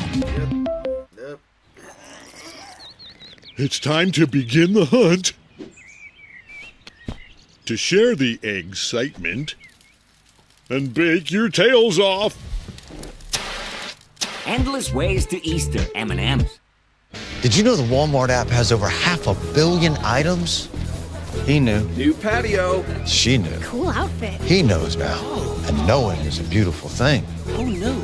The Walmart you thought you knew is now new. Behold, the elixir of life! And it smells like Old Spice cashmere and vanilla wood deodorant. Dude, what the? A packed weekend. Space to tackle it.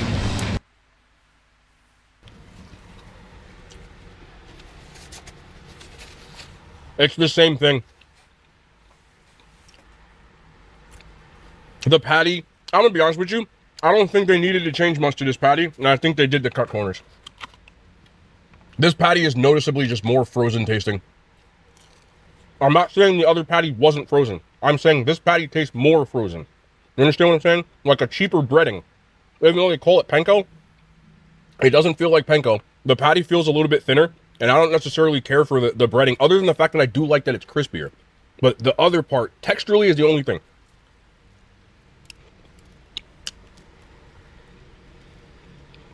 And I like the bun.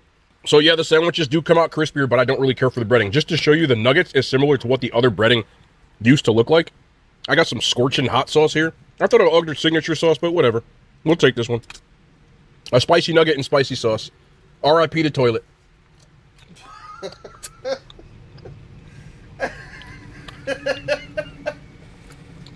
I still like the nuggets. The nuggets are cool. We'll get one more bite of this. R.I.P. We live by one rule and one rule here, so let's talk about it. Talk about the prices. Again, I know there's some of y'all to get mad about the... Simple. I don't know why that made me laugh. It's so stupid. I swear, bro, I literally got like the dumbest brain. That should not have made me laugh as hard as it did. It said R.I.P. the toilet. Because the spicy sauce with the spicy nugget. Oh, shit.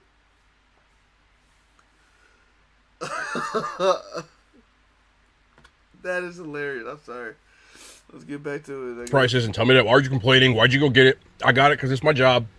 That's why I'm doing this. That's why I try the food, because I want to give you an honest and accurate report on my experience on what I think what fast food places are. If you don't really get that, like at this point, I can't really explain much else to you. Like this is the whole point of this channel. But combo meals, spicy chicken combo, small, $11.19, medium, $12.19, large, $13.19. So it's $1 increment. It's crazy because I was just at Burger King. This is actually cheaper than Burger King. Do I think Wendy's has better quality food than Burger King? I do. Absolutely. I agree. Though their quality... I agree with him on that. I always did have a better time at a Wendy's than the Burger King. I went to the Burger King one time at night. Nah, that was the wrong choice for me, bro. I said, oh, let me get myself a chicken sandwich. Nigga, that shit wasn't even cooked. I was so sad.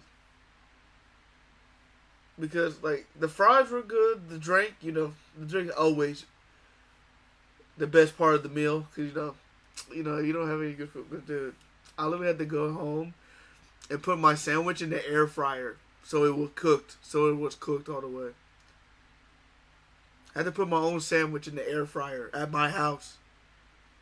Even though, that's why I was like, so boo.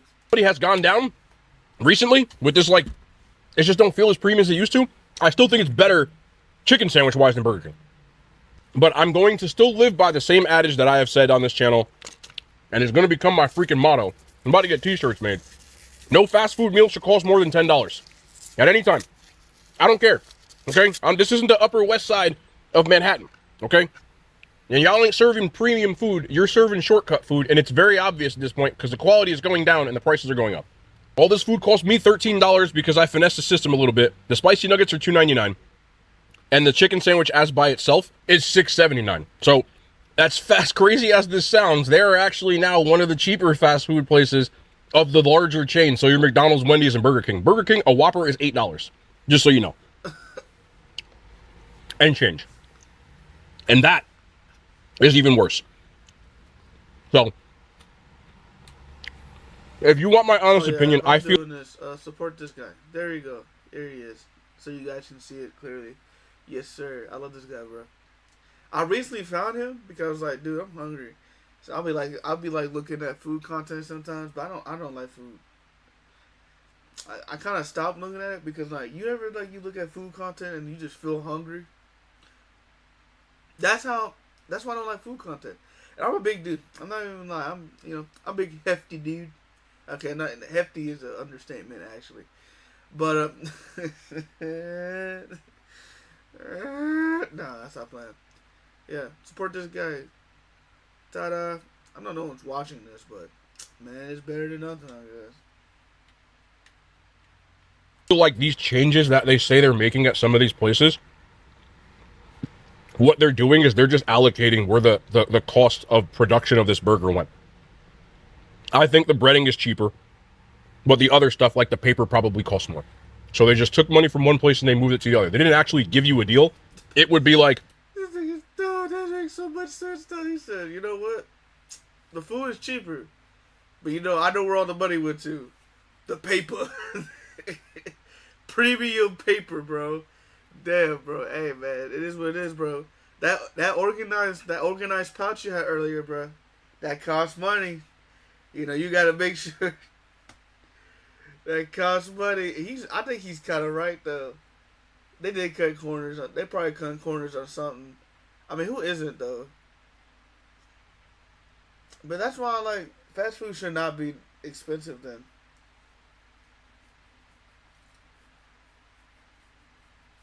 Like, that makes sense, though. I believe that, yeah. I believe his motto saying fast food should not be no more than, like, $10. Because it's not worth it anymore. I would just say over the time it hasn't been worth it. Now you might get lucky. You have that spot that you have someone who really not really likes it, but someone who's like, oh, I want to be a cook, but I'm over here for the time being. So he actually puts a little bit of effort in his food, or you might get lucky like someone like they don't care, like they don't like their job, but they know how to cook, or they know how to like warm it up in the right way that it feels like food. Because most of the time it's warming up. I mean, it's fast food. They're warming up stuff. I mean, yeah, not saying that they don't put it like in the what's it called?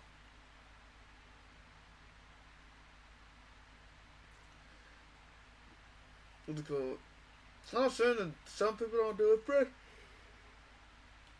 look, a lot of the time they're just warming up stuff, dude.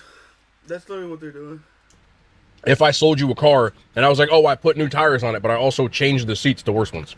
You get what I'm saying? So that's what it feels like to me. I know these fast food restaurants are now run by like soulless corporations for the most part. There's a bunch of people sitting in a room, and that's just not what it was built on. But now, with private equity and all these things coming in, I know some of these places are still privately owned. They're just, all they really care about is maximizing profits. It used to be more of, and a lot of you aren't old enough for this, which is why I keep saying they're changing the experience so that in 20 years, nobody will even remember, what the experience used to be like. It's no longer about customer experience. It's no longer about individualization. It's no longer about anything other than maximizing profits, and it's very obvious. And it breaks my heart because I grew up eating fast food, and it wasn't like this. They are banking on the fact that consumers are stupid enough. I'm not saying that you are, but they're assuming that you won't notice these things. And that's why I exist. I'm not here to complain. I'm here to tell you I'm old enough to remember what it used to look like. My parents still talk to me about what fast food used to look like. And I want it to get back to where it was. I want it to be back to where fast food was affordable, decent quality. I'm not expecting, they're trying to brand themselves as like these, like. I understand. I understand what he's saying. I feel that too. Like, I just want a decent meal for my buck. That makes a lot of sense. I just want a decent meal for my buck. And like, you can't get that nowadays. Like, bro, when I go to McDonald's, bro, nah, don't even get me started. I remember there used to be McDonald's by my job. No, I mean, by my job, we used to go to the McDonald's. Bruh, when I tell you, every time I went in there, because they had the kiosk, so it's kind of hard as hell to get your order if you have cash. It's hard as hell. If you have cash, nigga, just expect to sit there for a few minutes. Because they all looking at you like, this man has cash? He's trying to order at the cash register? How dare he? Dead serious. They will stare at you. And I know this is McDonald's. Because, you know, every McDonald's has that little split that you can see. Like, you can kind of see the back a little bit. And you can just see the employees just staring at you. Like, so, hey, bro, you going to go to the kiosk already, bro? You're like, I got cash. He's like,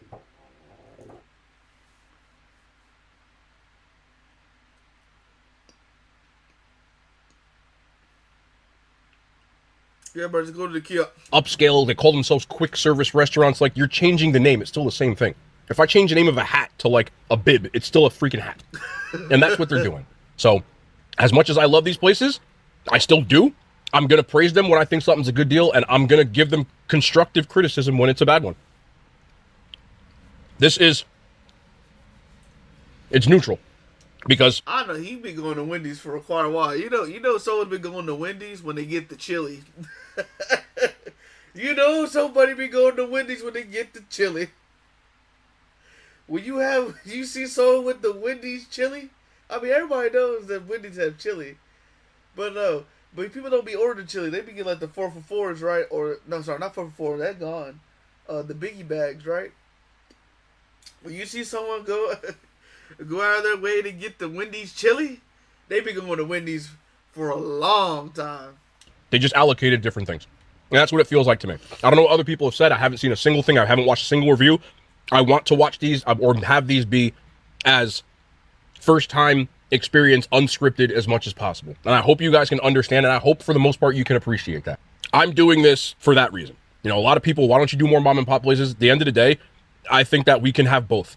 I think we can have decent chains when people want to have fast food.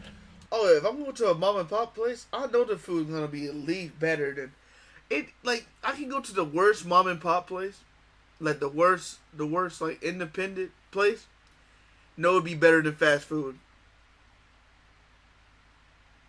It can have a 1 star.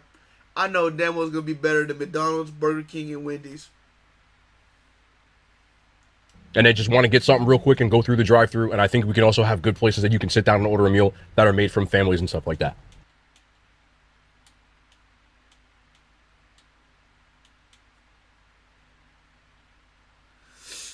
What is Charlie? I don't know why I put myself through this torture. I won't like it. Prime barbecue jalapeno cheesesteak. Nobody does mid like Charlie's. No one, ever. There's supposed to be jalapenos on here. They're not on it. It's called the barbecue jalapeno cheesesteak. No jalapenos. There's some bacon on here. They're like meat. They don't season it, but I already knew that. If you want to pay $11 for a cheesesteak with some barbecue sauce and some bacon on it, they got it here for you. This is the Hot Shot Italiano. It's a hot Italian sub. Run-of-the-mill turkey on it. Pepperoni gives it all of the flavor. No banana peppers. You can get mad at me all you want to. Do I think this is a $10 sandwich? No. If you're in the food court, there has to be a better place to get than this. The pepperoni here is a nice touch. I drove past Jersey Mike's to get here, though. Korean barbecue wings. $10, you get some Cajun fries. All the extra ones are $1 and change. Just try fry first. Honestly, fries are easily the best thing I got today. Try a wing. This is Korean barbecue sauce. That looks kind of dry. What's Korean about this? Let me get this bite. A lot of sauce on this bite. There's a little spice to this. It's like a little bit of gochujang. Very watered down, though. It's a little slightly spicy barbecue sauce wing. Probably the best thing I've gotten today. They're the same wings that every restaurant uses in New Jersey. There's Restaurant Depot. If you're from New Jersey, you probably know what I'm talking about. These big-ass wings you get from every restaurant.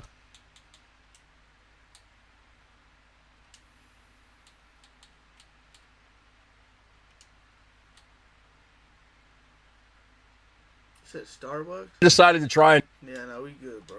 We good. We not. We good, bro. We're not watching Starbucks. We can watch Queso. No, I'm kidding, bro. What is this?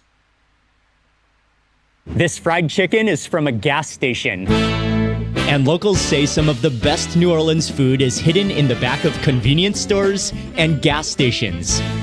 Like this highly rated gumbo at a corner store. This gigantic 32-inch po' boy. Takes 2 people to carry this. And even some of America's best fried chicken, including one place that was a complete surprise. And we're starting with a very unique dish that originates in New Orleans, and it's called Yo, I need that in my life.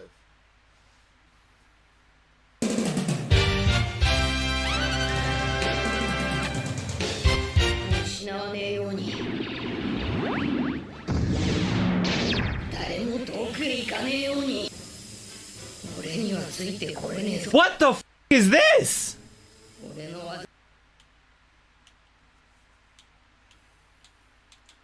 Hey, no wait, actually, where's this guy at? I gotta say this to my watch later, so I can watch like his reaction to One Piece. Cause I am One Piece. Oh my God, are you serious? This is concerning. No, Two things I want to talk about in the gaming news world this week. The first thing is a bit serious, so stick with me. Let's see the gaming news this week. When your phone plan's as good as Visible, you've got to tell your people. Great, I don't have any.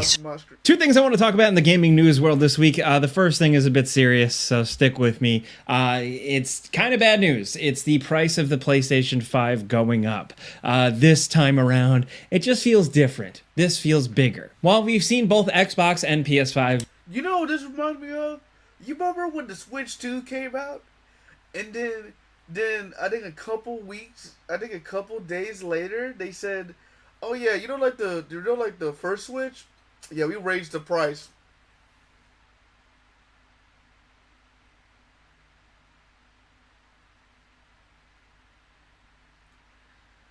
Like like the Switch Lite and the Switch 1? Yeah, we raised the price of it. I was like, wait a second, that doesn't make any sense. So cause look, we got the Switch, right? We got Switch 2, right? And then out of nowhere, they just said, yeah, we're gonna raise the price of the original Switch.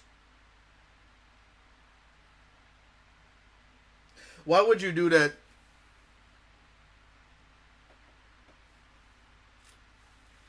This is exactly what this feels like right now. It is so funny. I think the funniest thing I heard, I forgot what this dude was talking about.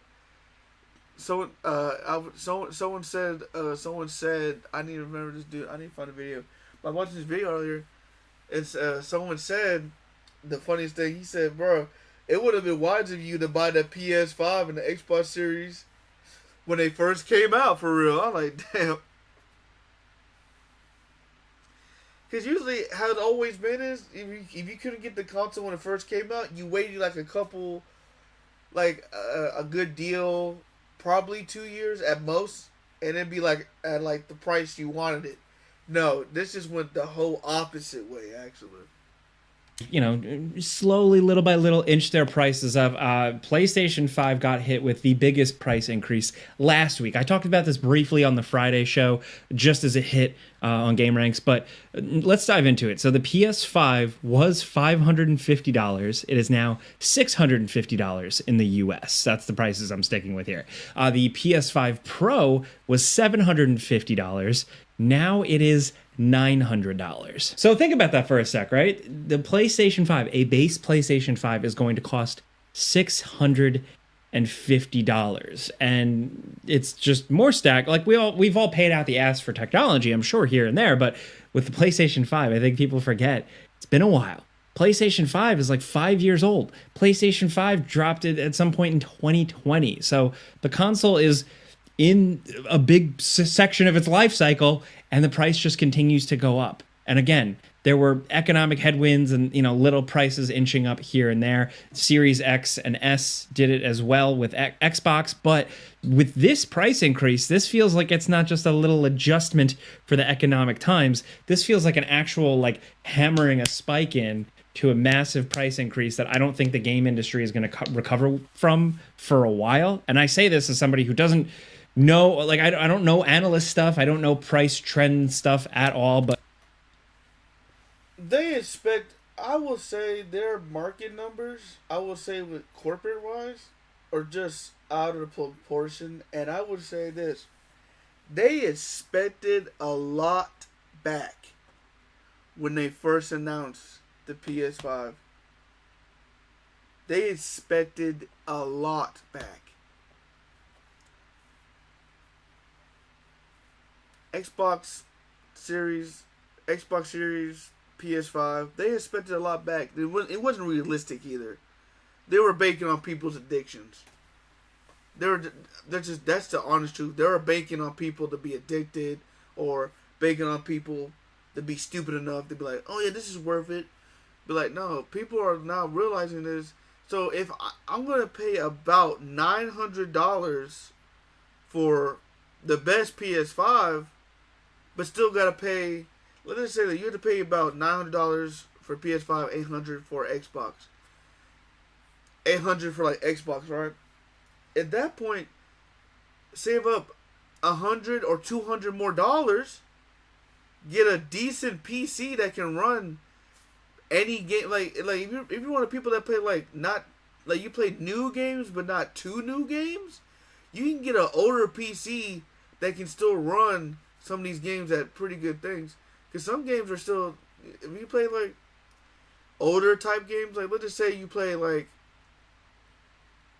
2020 games and down, you can play most of these games on an older PC.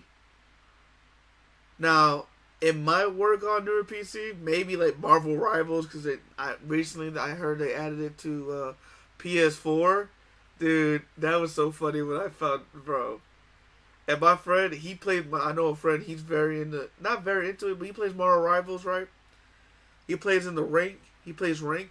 And I told him the news, because he's not as informed as I am about video game news. So I just told him this. I said, hey, you know they're adding Marvel Rivals to PS4? And he said, yeah, I'm turning off my crossplay. Because he plays Xbox. He said, yeah, I'm turning off my crossplay. He said, what's wrong with that? I'm done with these PC niggas, he said. And now I gotta deal with PS4 niggas glitching.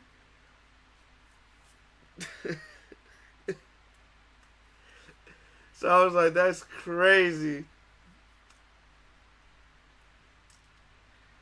And then Sony, I didn't like Sony when they kept re-releasing The Last of Us.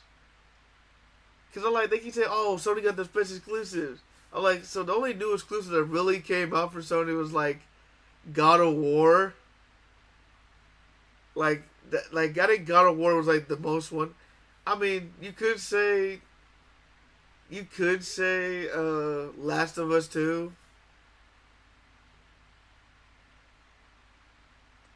They said we have the best exclusive, and I am tripping now. You also got Spider-Man, the Spider-Man games, very, very Russell games. That's cool. I mean, I said the Spider-Man games pretty good. Wolverine, I'm very excited because it's made by the same people who did Spider-Man. So I'm very interested in how they're gonna do that, really. Because that sounds very good. I like how that's gonna be. Also, Wolverine's one of my favorite characters, so I might play it if I do get a PS5. I ain't got one. I was hoping they would still be on the PC, but then Sony decided to get rid of their stuff on PC because they're like, oh my god. Because they're like, no, because they're like, why did Sony get rid of stuff on PC? Like, because the Steam machine. Everybody's scared of the Steam machine because basically it's going to be a basic PC. It's going to be a basic PC. And do you know what that means? You have to deal with Steam. And right now, Steam has been nothing. Frankly, Steam, to be honest with you, has done nothing. And still comes out on top. You know why? Because Steam has been doing the same thing they've been doing for a while. And it's so funny. Steam has to do nothing. Steam is doing nothing. The companies are doing it themselves. The companies are giving Steam money. Like with these prices, plus you gotta pay to keep your online subscription. I mean, I know Xbox it was funny though, because I know PS4 always had, like, if you got free games, you can play free online, okay? I like that. PlayStation's been having that forever. Xbox recently got that, like 2022, when they started doing, oh yeah, you have free games, yeah, you can play it without gold. I'm like, oh, that's pretty cool. And yeah, and Game Pass is still the better. Like, if you're gonna do like something like Game Pass, this Game Pass is better right now. PlayStation Plus, I heard, is not as good as Game Pass. It's just not as good at this moment of time. But I don't really fuck with PlayStation too much, so I usually keep to myself. Let's continue.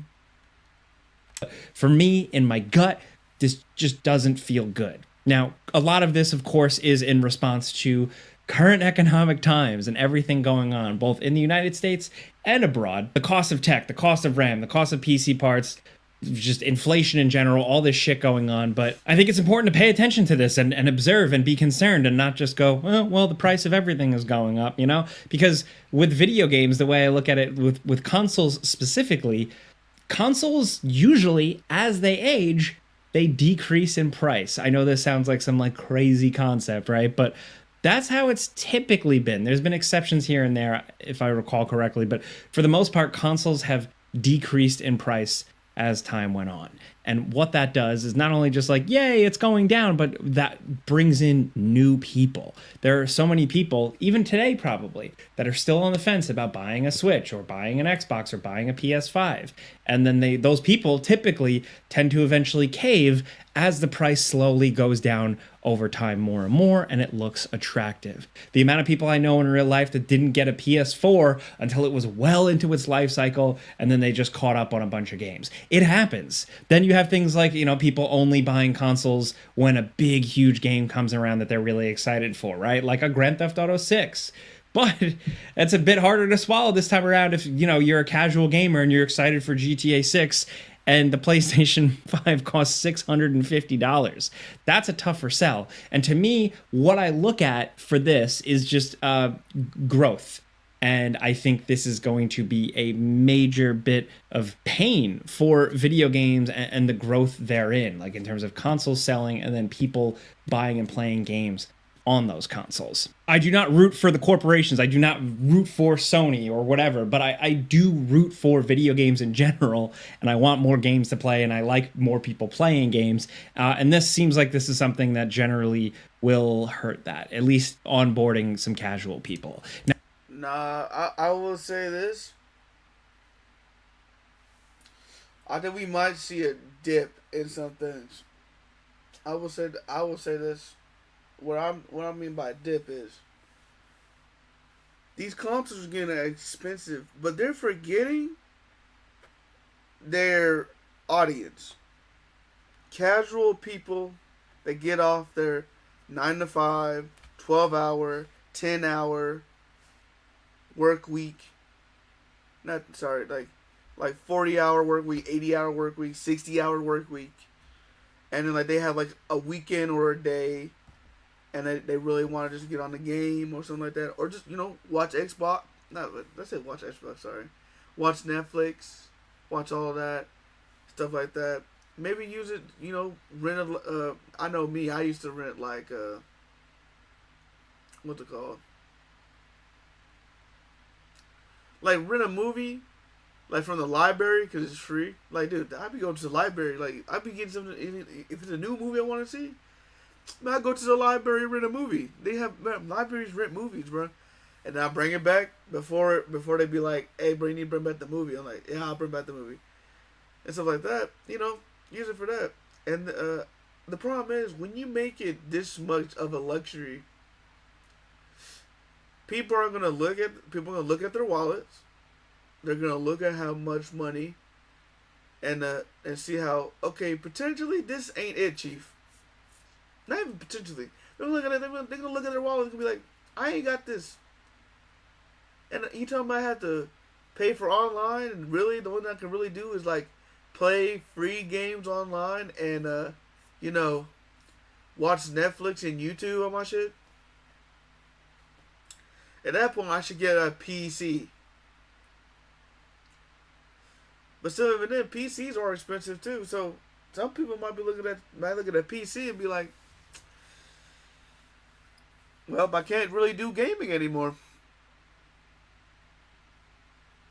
Or I see a resurgence of people getting retro consoles, Xbox 360s, PS3s, PS2s, GameCube. A lot of people playing legacy consoles.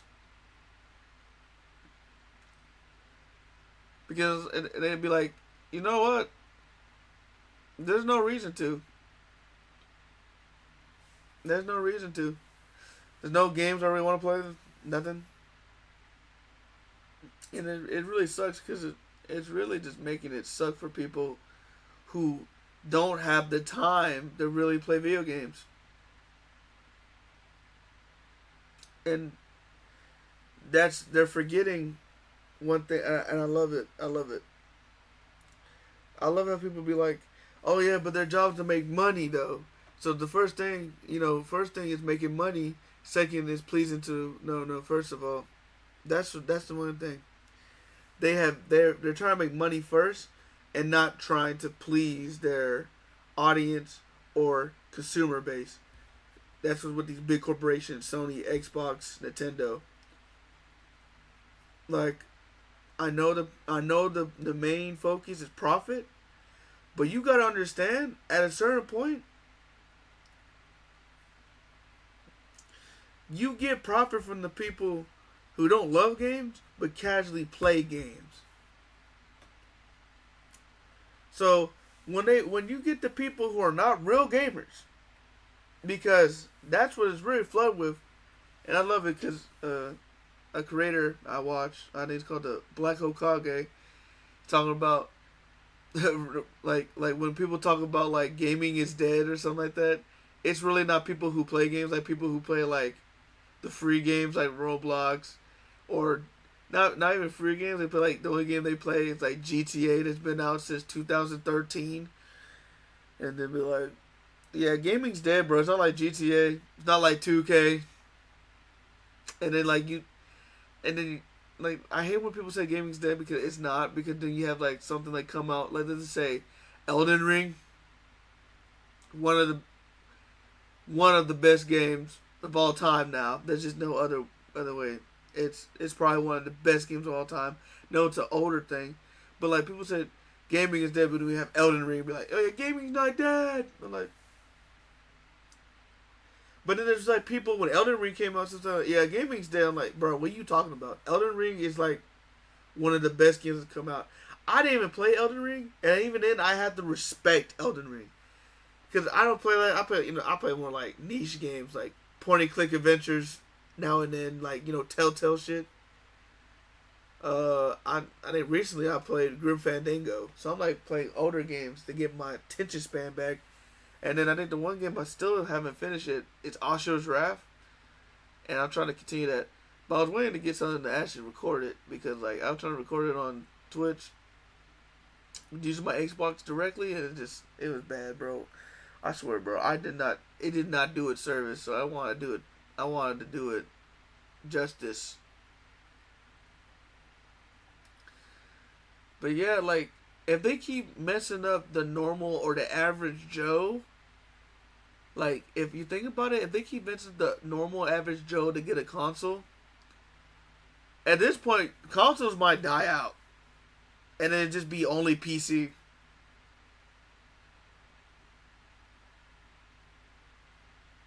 At least Helix is trying to go like the more Steam route, I guess. But even then, I don't think Xbox is gonna be around much longer, or Sony.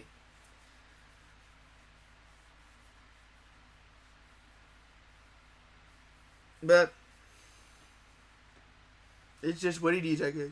Now I know the easy counterpart to this is like you look at the PS5 $650, you look at the PS5 Pro $900. Most people are quick to say, oh, now at this point, you should just buy a PC. And yes, plenty of people might be encouraged to do so. They might feel the need to do so. You know, the smart, educated consumer that has the time to do the research and also has that money to spend. And they can discern, they can do that discretionary spending. But a lot of people don't have that option, whether it's where you're located, geographically, social, economically, whatever. Building a PC isn't always going to be an easy solution for every single type of gamer. And so what I look at with this is, right, like you have the PlayStation 5 being this much, Xbox also costing a lot, and Xbox is probably going up. I mean, Xbox Series X at this point is $650 as well. So both main consoles are a lot. Analysts are saying that Switch 2 is going to inevitably have to go up at some point. Like Switch 2 has kind of been the holdout.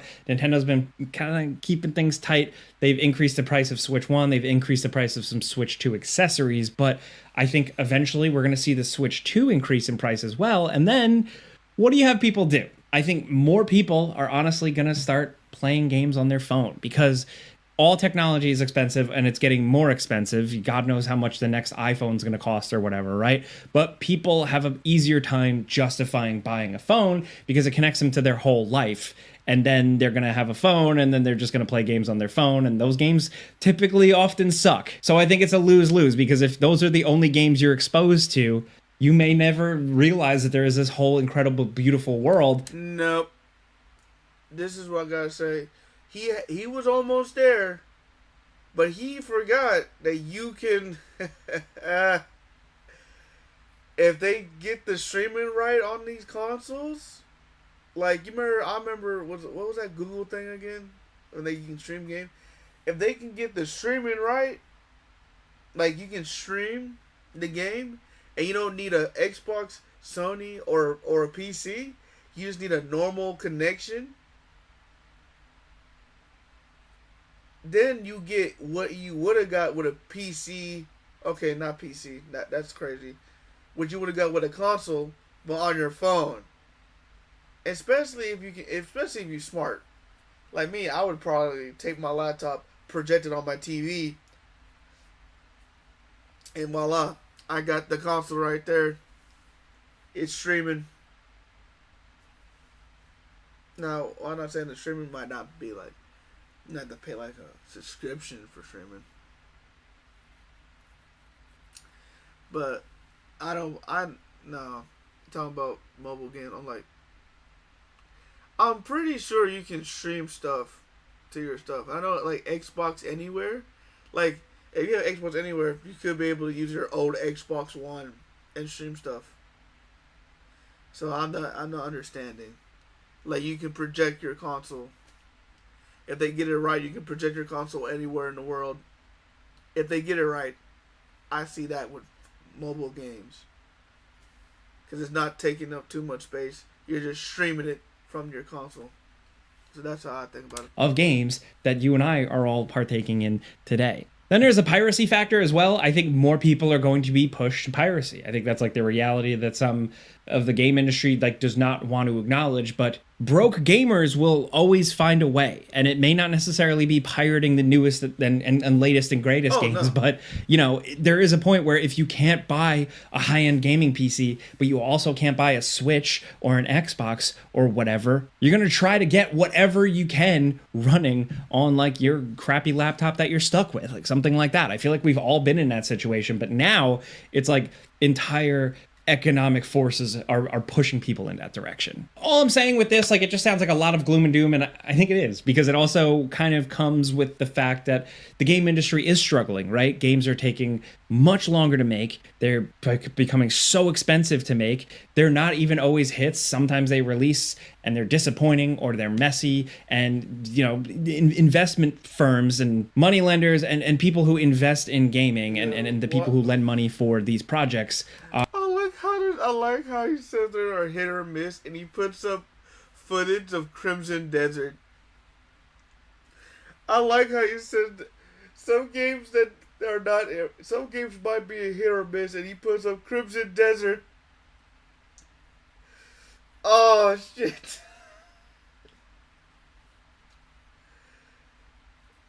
Oh goodness, bro! I better watch this one dude. Nah, I just tell you, I think it was Black Okage. He was playing Crimson Desert, and I love it because he got off of the shit after. Because he played, I think he played 6 hours of the game, right? I don't know. Last time I checked, he was on some type of puzzle, had to pick up a sack or some shit. And the next thing I know, I come back from using the bathroom. This man has the music playing. He said, "Yo, so you Crimson Desert defenders, okay?" That's what he called them. You gotta give it up. You gotta. I don't know what. I mean, maybe in the next update or two, but like, yeah, I'm gonna give it up. And I think he definitely like. I don't know if he deleted the game. He probably did, or he just stopped playing it. He probably deleted it if he like, this is taking up my hard drive. It gotta go. It's gotta go. Like, if they ever make a patch that maybe I might come back to it, but like right now, you're defending this game too much, bro. You're defending it way too much. Are becoming more and more averse to risk, and they're becoming more and more afraid of how gaming can be a bit of a gamble sometimes. We've seen the live service bets not always paying off for these companies. We've seen them do big, massive single-player games that sometimes completely flop, not working out for them. So that all leads to these other game industry struggles where like innovation stagnates, all this stuff. And then you have on the flip side, the install base on these consoles not being enough. So it's kind of going to just like, I feel like there's a danger of things just kind of like leveling out. And I don't want to see that. And I know, again, a lot of this comes down to very current economic times and the pressures therein. But like I've said before, we've seen it with COVID, we've seen it with a lot of things. When corporations are forced to raise their prices for some seemingly temporary reason, people buy those things, and then ultimately those prices never really go back down. A lot of the times companies are very happy to keep in those high prices. Get the Peppercorn BLT Whopper today. It's stacked with flavor. What was our daughter doing in a 3,000-year-old sarcophagus? Almost everything at Old Navy is 40 to 50% off. Let's jump to our deals diva live at the store. Easter fashion has never looked so good.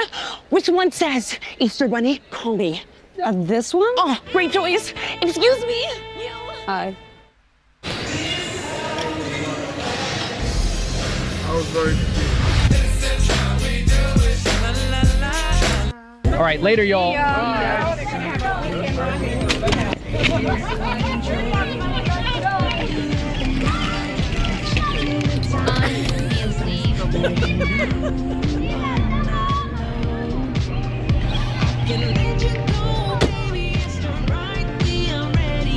Don't drink and drive.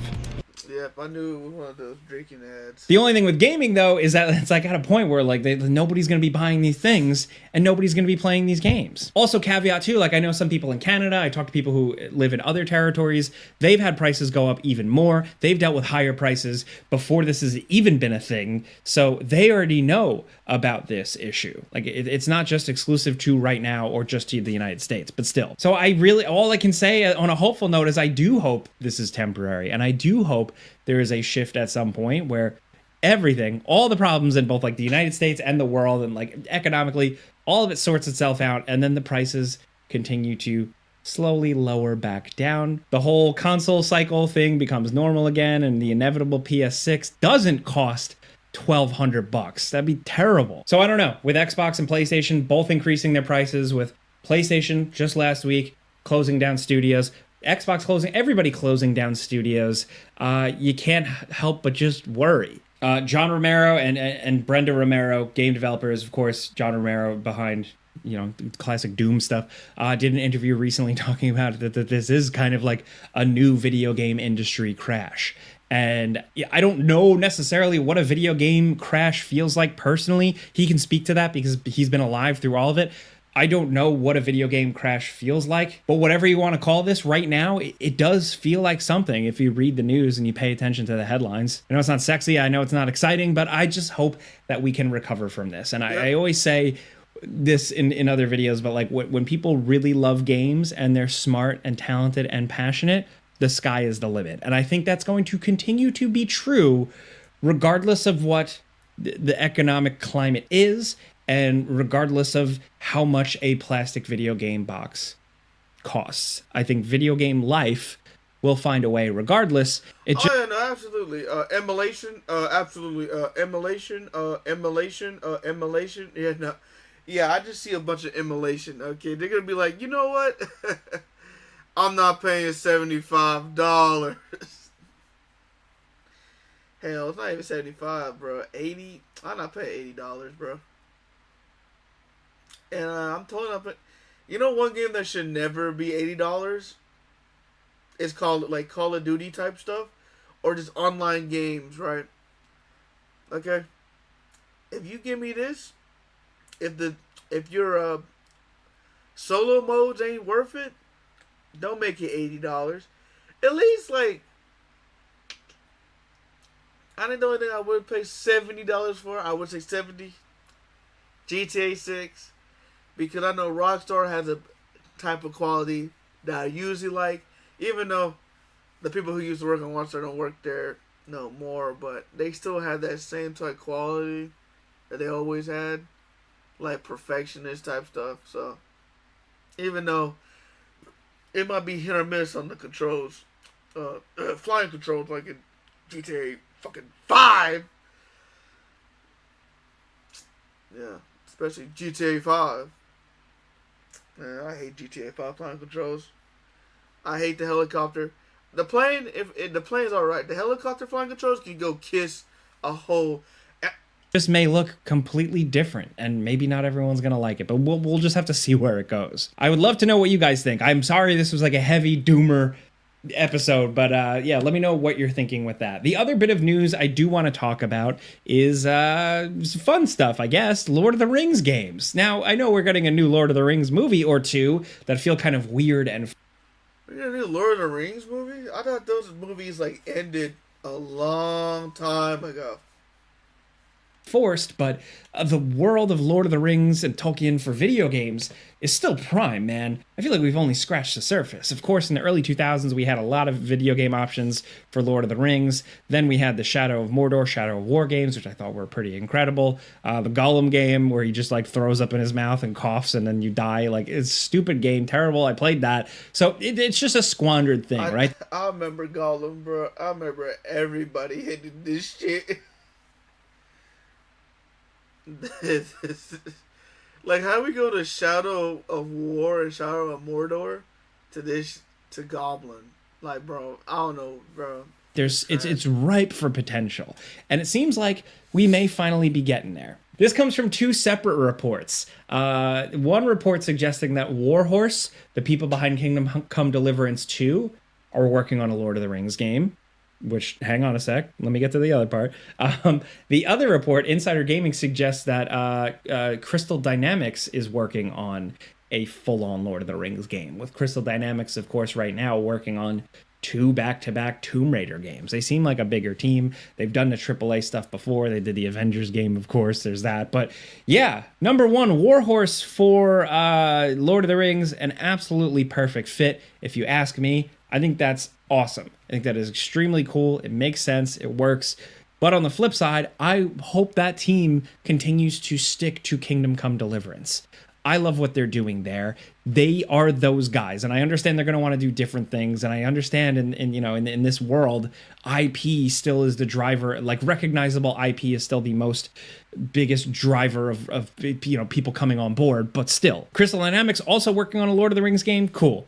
They do the AAA games. Like, you have no idea like what the hell it could really be. But either way, I think whether or not these are true, because again, these are like rumors and suggestions, like nothing has been officially confirmed. I do think this is very cool. I also think it might still be a ways away. Because of course, we talked about it a few weeks ago, WB Games and the whole transaction thing changing. Warner Brothers Games seems like they were in their own transition period. And to me, it didn't really feel like they had too much going on, or it just doesn't feel in my gut like they have too many ovens in the fire or irons in the fire right now, just because of where things are going. We have the Lego Batman game, of course, but I think if there is a Lord of the Rings game in the works, whether it's Crystal Dynamics or Warhorse, I think it's probably still pretty early in the works. Again, I have no frame of reference for that other than just like gut feeling and looking at how the company has been lately, the parent company, so to speak. Either way, that's something like that's where video games have so much potential for like expanding worlds and stuff like that, right? Like we have the Lord of the Rings Hunt for Gollum movie, right? Like, which, okay, whatever. It's filling in the blanks from what we saw in Fellowship, of course, if you just watch the movies. But still, I think that feels better as a video game. I know we all would love Lord of the Rings movies, right? But they tried that with The Hobbit, and it didn't land. Or at least it didn't land for me. I know it didn't land for a lot of people. It felt different, right? So it's hard to do that. But I think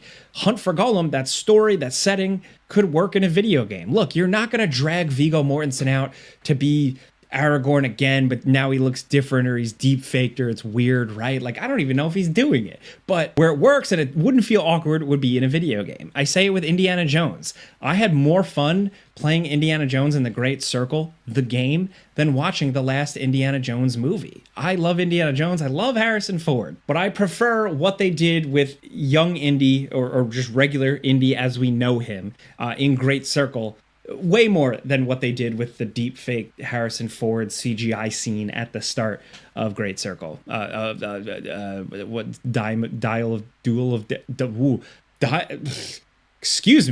Dial of Destiny. So again, I'm just saying, my point being that I think the Lord of the Rings universe is ripe for opportunity, and I do think that, like, I think video games exist as a way better medium for, cashing in on the nostalgia, or really just like expanding the worlds and expanding the stories with those people, those recognizable characters or actors or what have you. What are you going to do, though? Whatever happens with these games, we still always have the incredible Lord of the Rings games of the past. Most recently for me, Lord of the Rings, The Two Towers, which I have been playing, and I fired it up, and I was so excited because I thought it was co-op, and I totally forgot.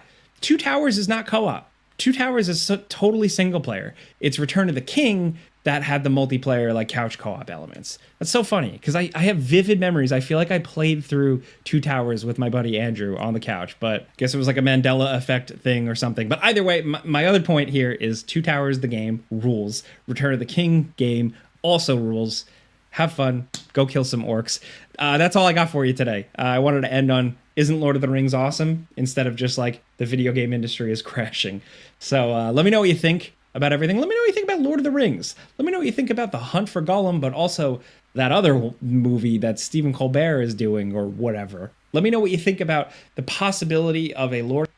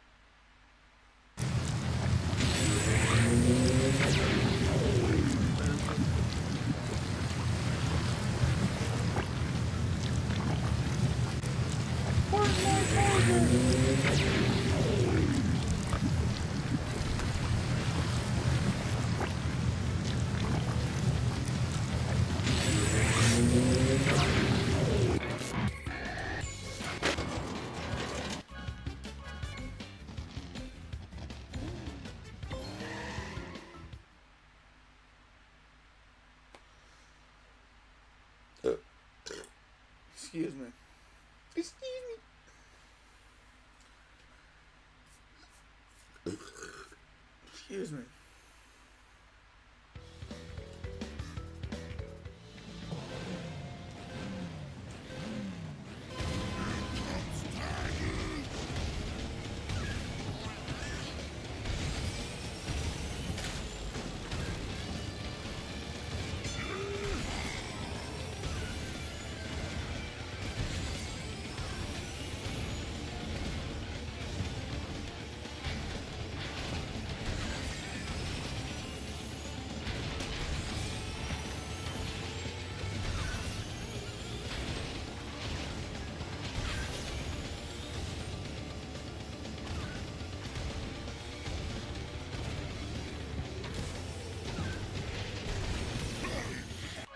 Oh, hell no. You gotta restart that. You gotta restart that. What the heck?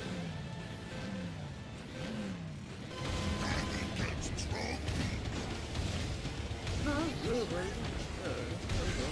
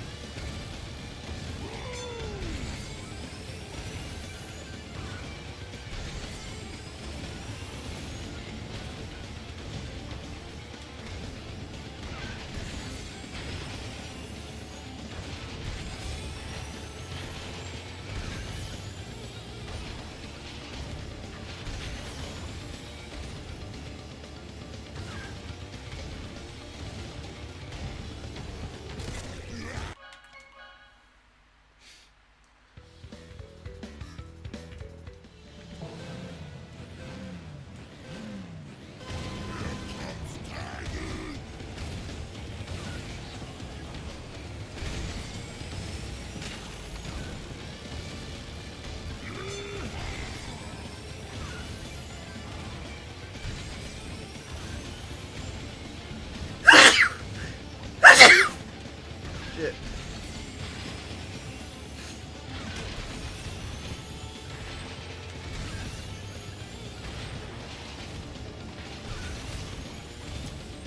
Woo, shit. I thought I almost hit that out of the freaking.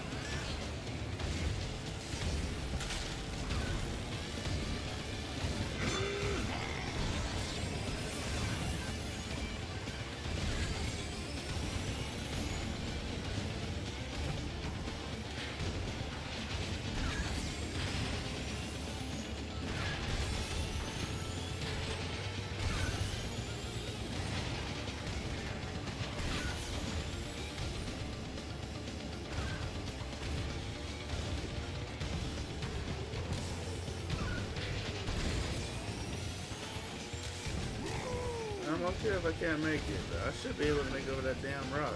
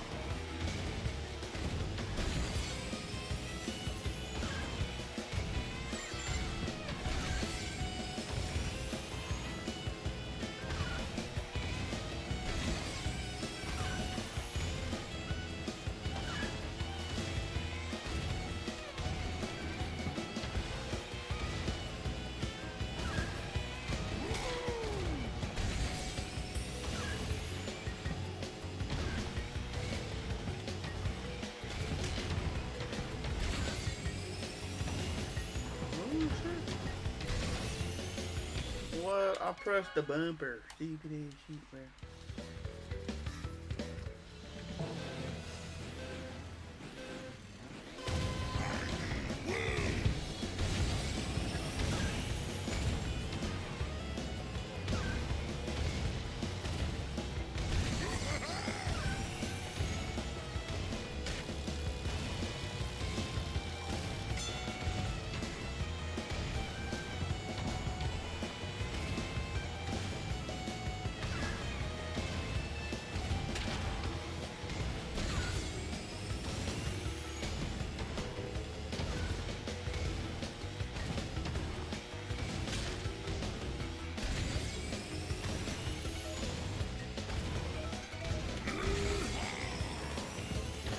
That works.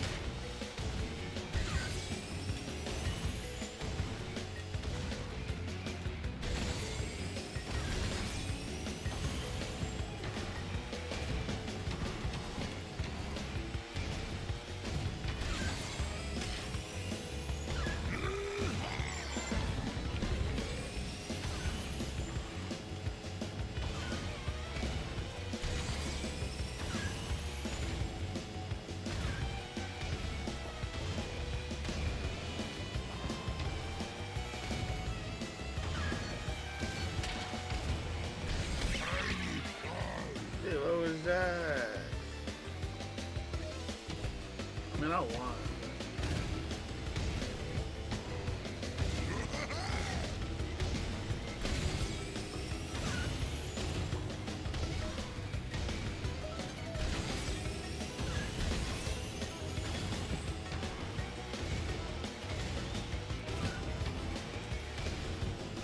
I'm surprised that we're not getting a sequel to this game. I just want another one like this because, dude, I want another CTR.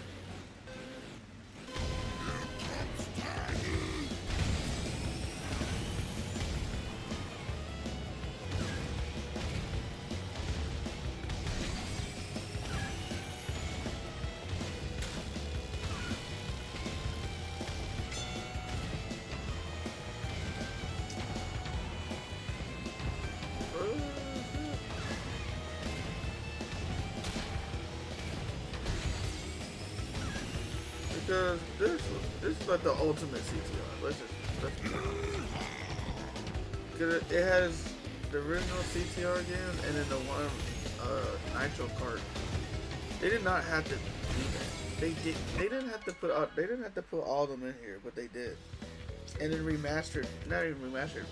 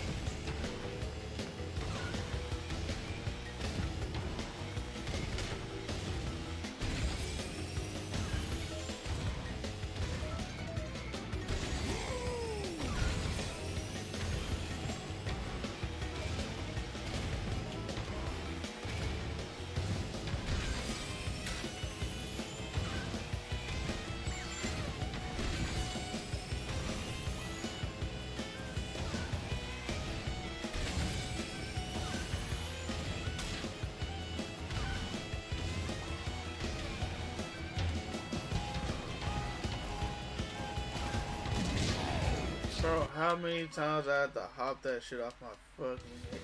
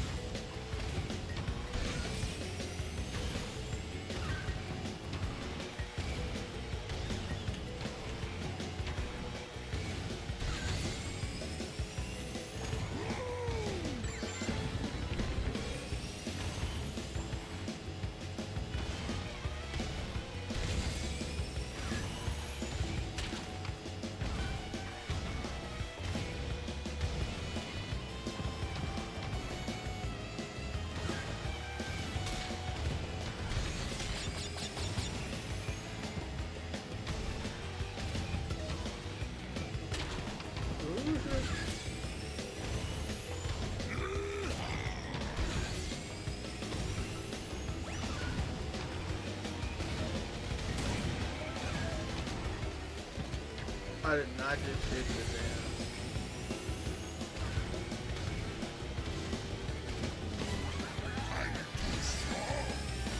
Oh, so close.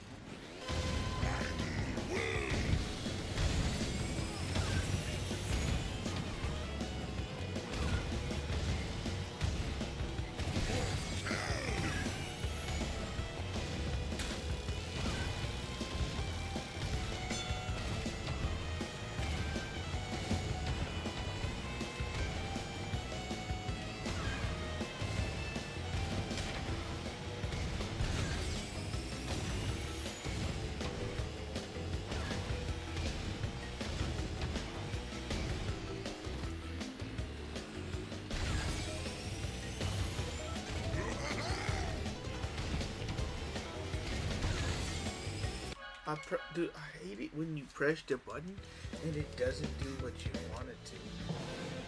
That's the only thing I didn't like about this game. The input was not down. Something really the input did not listen to me at all.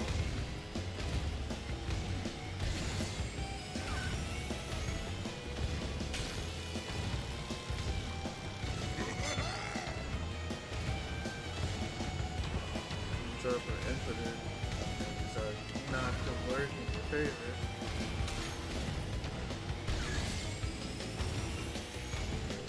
What the?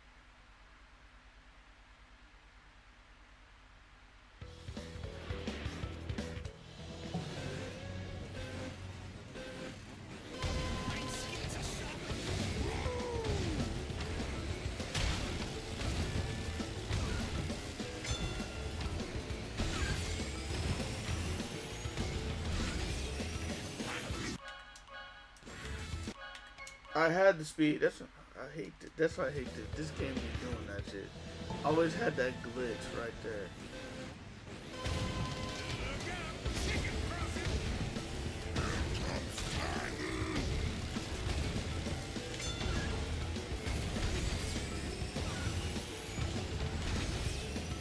Now it works.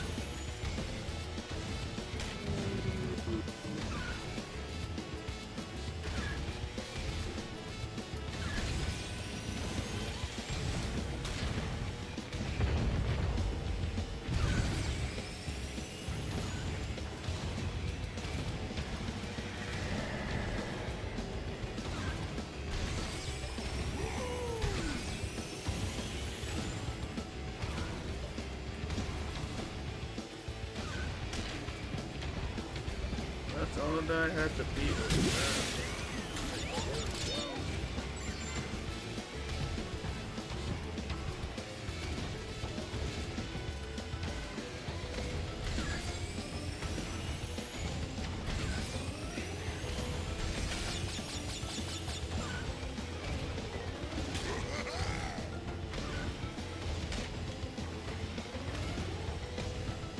I just put my Twitch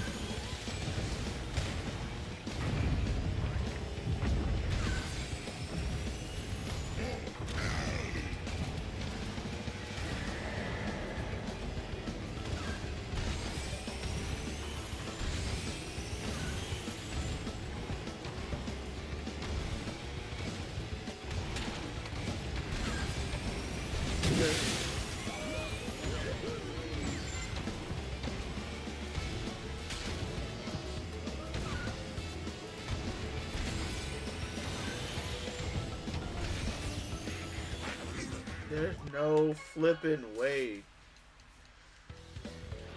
No flipping way.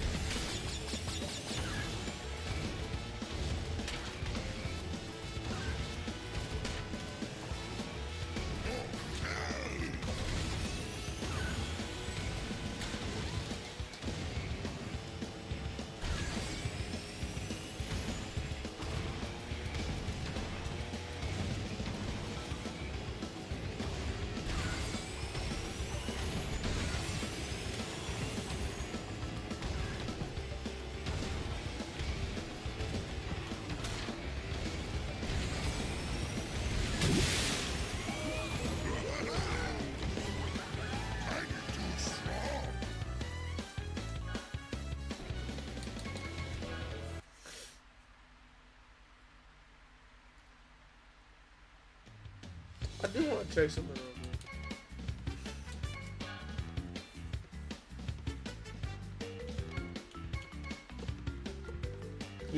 You know what's funny? I love how this game is gone, but they still have all the stuff. You can still get everything if you didn't get it when it first came out.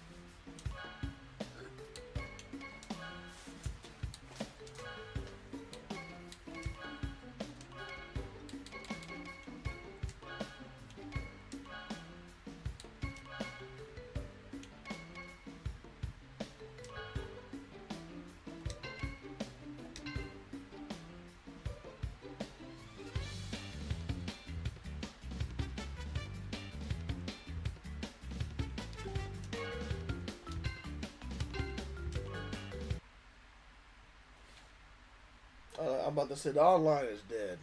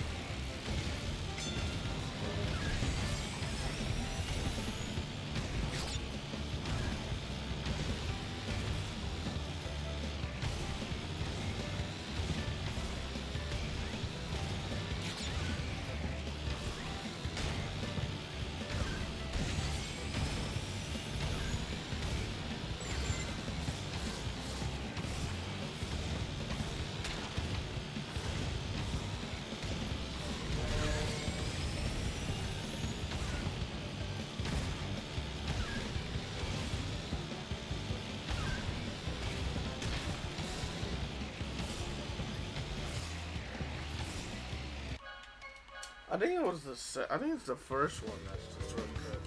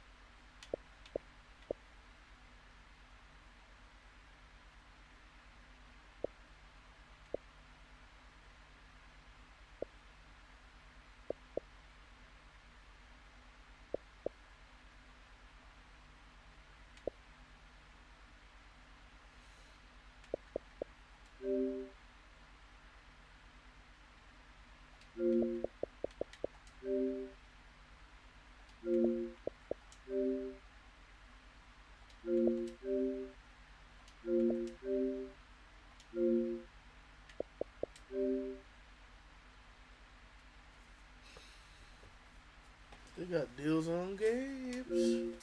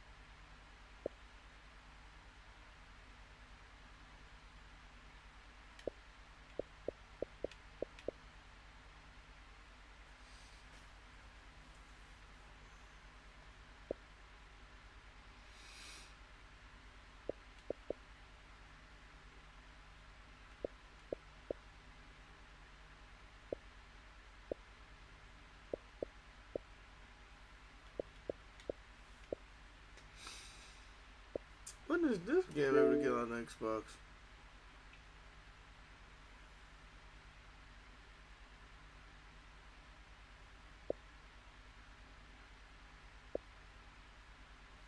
Yeah, I didn't know Bad Chi was on Xbox.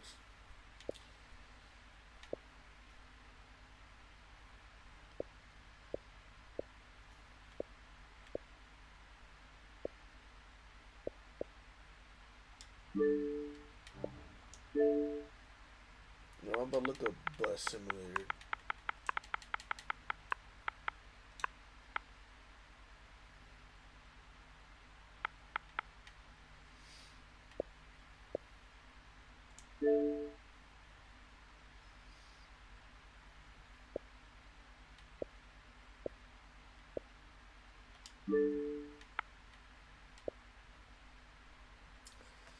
The bus.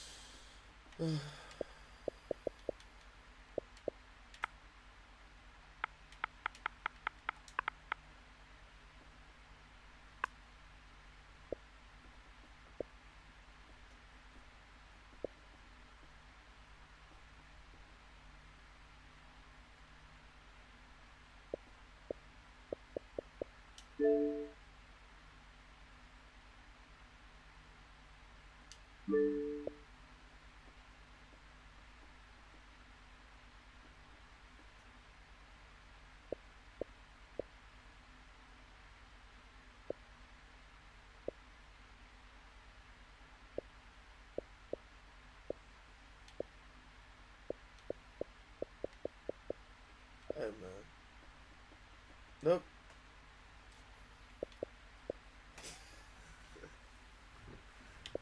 What does that tell you, bro? Oh yeah, we can play our pirate game.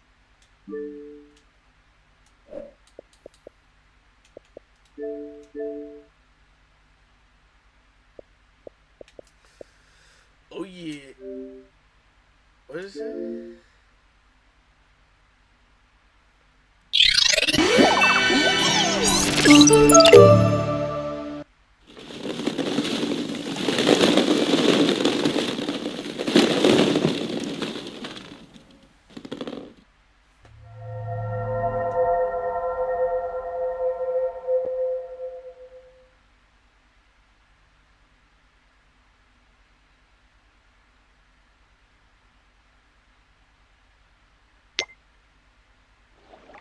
Winter time, come on, grab your friends. We go to the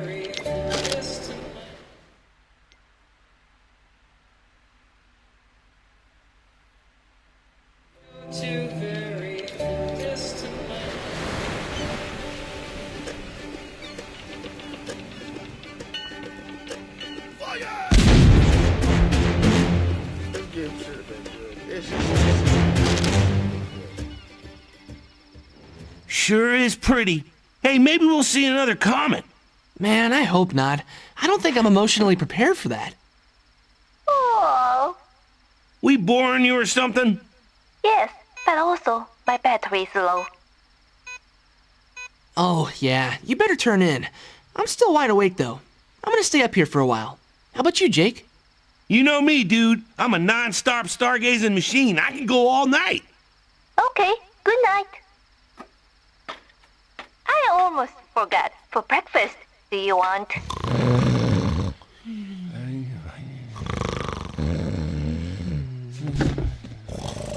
Not again. Well, if they're late for breakfast, I will throw water on them and wake them up.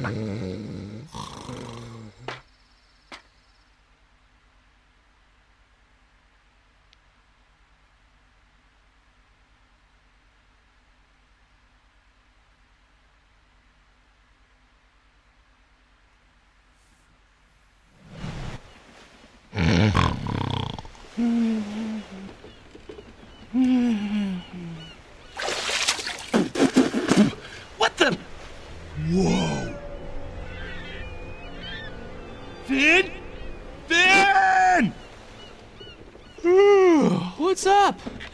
Oh, don't tell me we slept through breakfast again. BMO's gonna be so... Whoa. I know, right? What the flip? How'd we get into the middle of the ocean? I don't think we are in the middle of the ocean, man. Look! Looks like the Ice Kingdom. It must have melted. What are we gonna do, Finn? This is seriously messed up. It's straight up dong bongles is what it is. We better find out what's up. Wait, what about BMO? He was down in the treehouse. Should we look for him? He's a pretty good swimmer. He'll be fine. Set course for the Ice Kingdom. What's left of it. Which way was that again? I'm not good with both directions. It's over that way. Whoa! We're gonna need a bigger boat. Oh, like that one? Huh, that's weirdly convenient. You know what they say, man. Don't look a gift boat in the mouth. Or something like that. I don't think they say that. Yeah, probably not. Let's just take the boat and go. Okay. Hope that thing comes with a manual or a tutorial or something, though. That's way bigger than any boat we've ever sailed.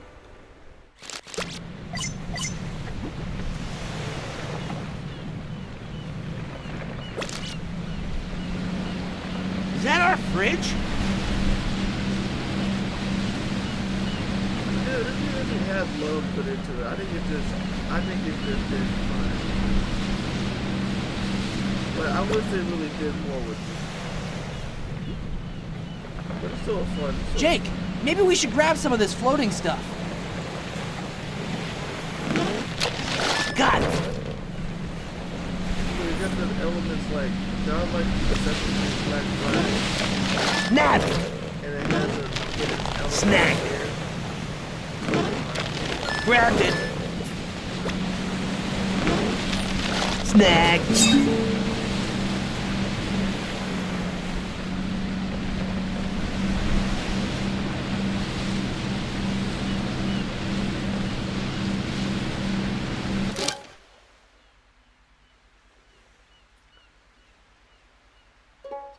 Like, I would not mind having a DLC at all, bro. This is not. It wasn't bad. I think it was glitchy at first, but really, when you got past the glitches, it's pretty awesome. It does the source material very well. Grabbed it!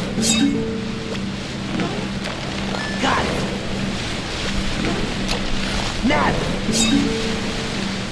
Smell that sea air. Makes me want to express myself. Like, melodically. I'm not sure I like where this is headed. Come on, Jake. Raise your voice. Let's sing. Me and Jake are off to see the Ice King, or what's left in the case that he has melted. Come on, Jake. Let's go and do our hero thing. Set course and let's sail. Oh, I get it. My turn. We found a boat in the middle of the ocean, which is weird when you stop and think about it. So I'll stop and I won't think about it. Anyways, let's go. How's that? Pretty great, right? Yeah, not bad. I've got a feeling we'll have plenty of time to work on it.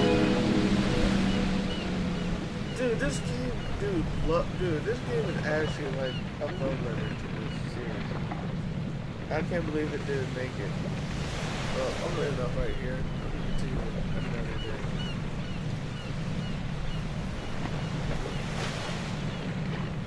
Well, see you guys later.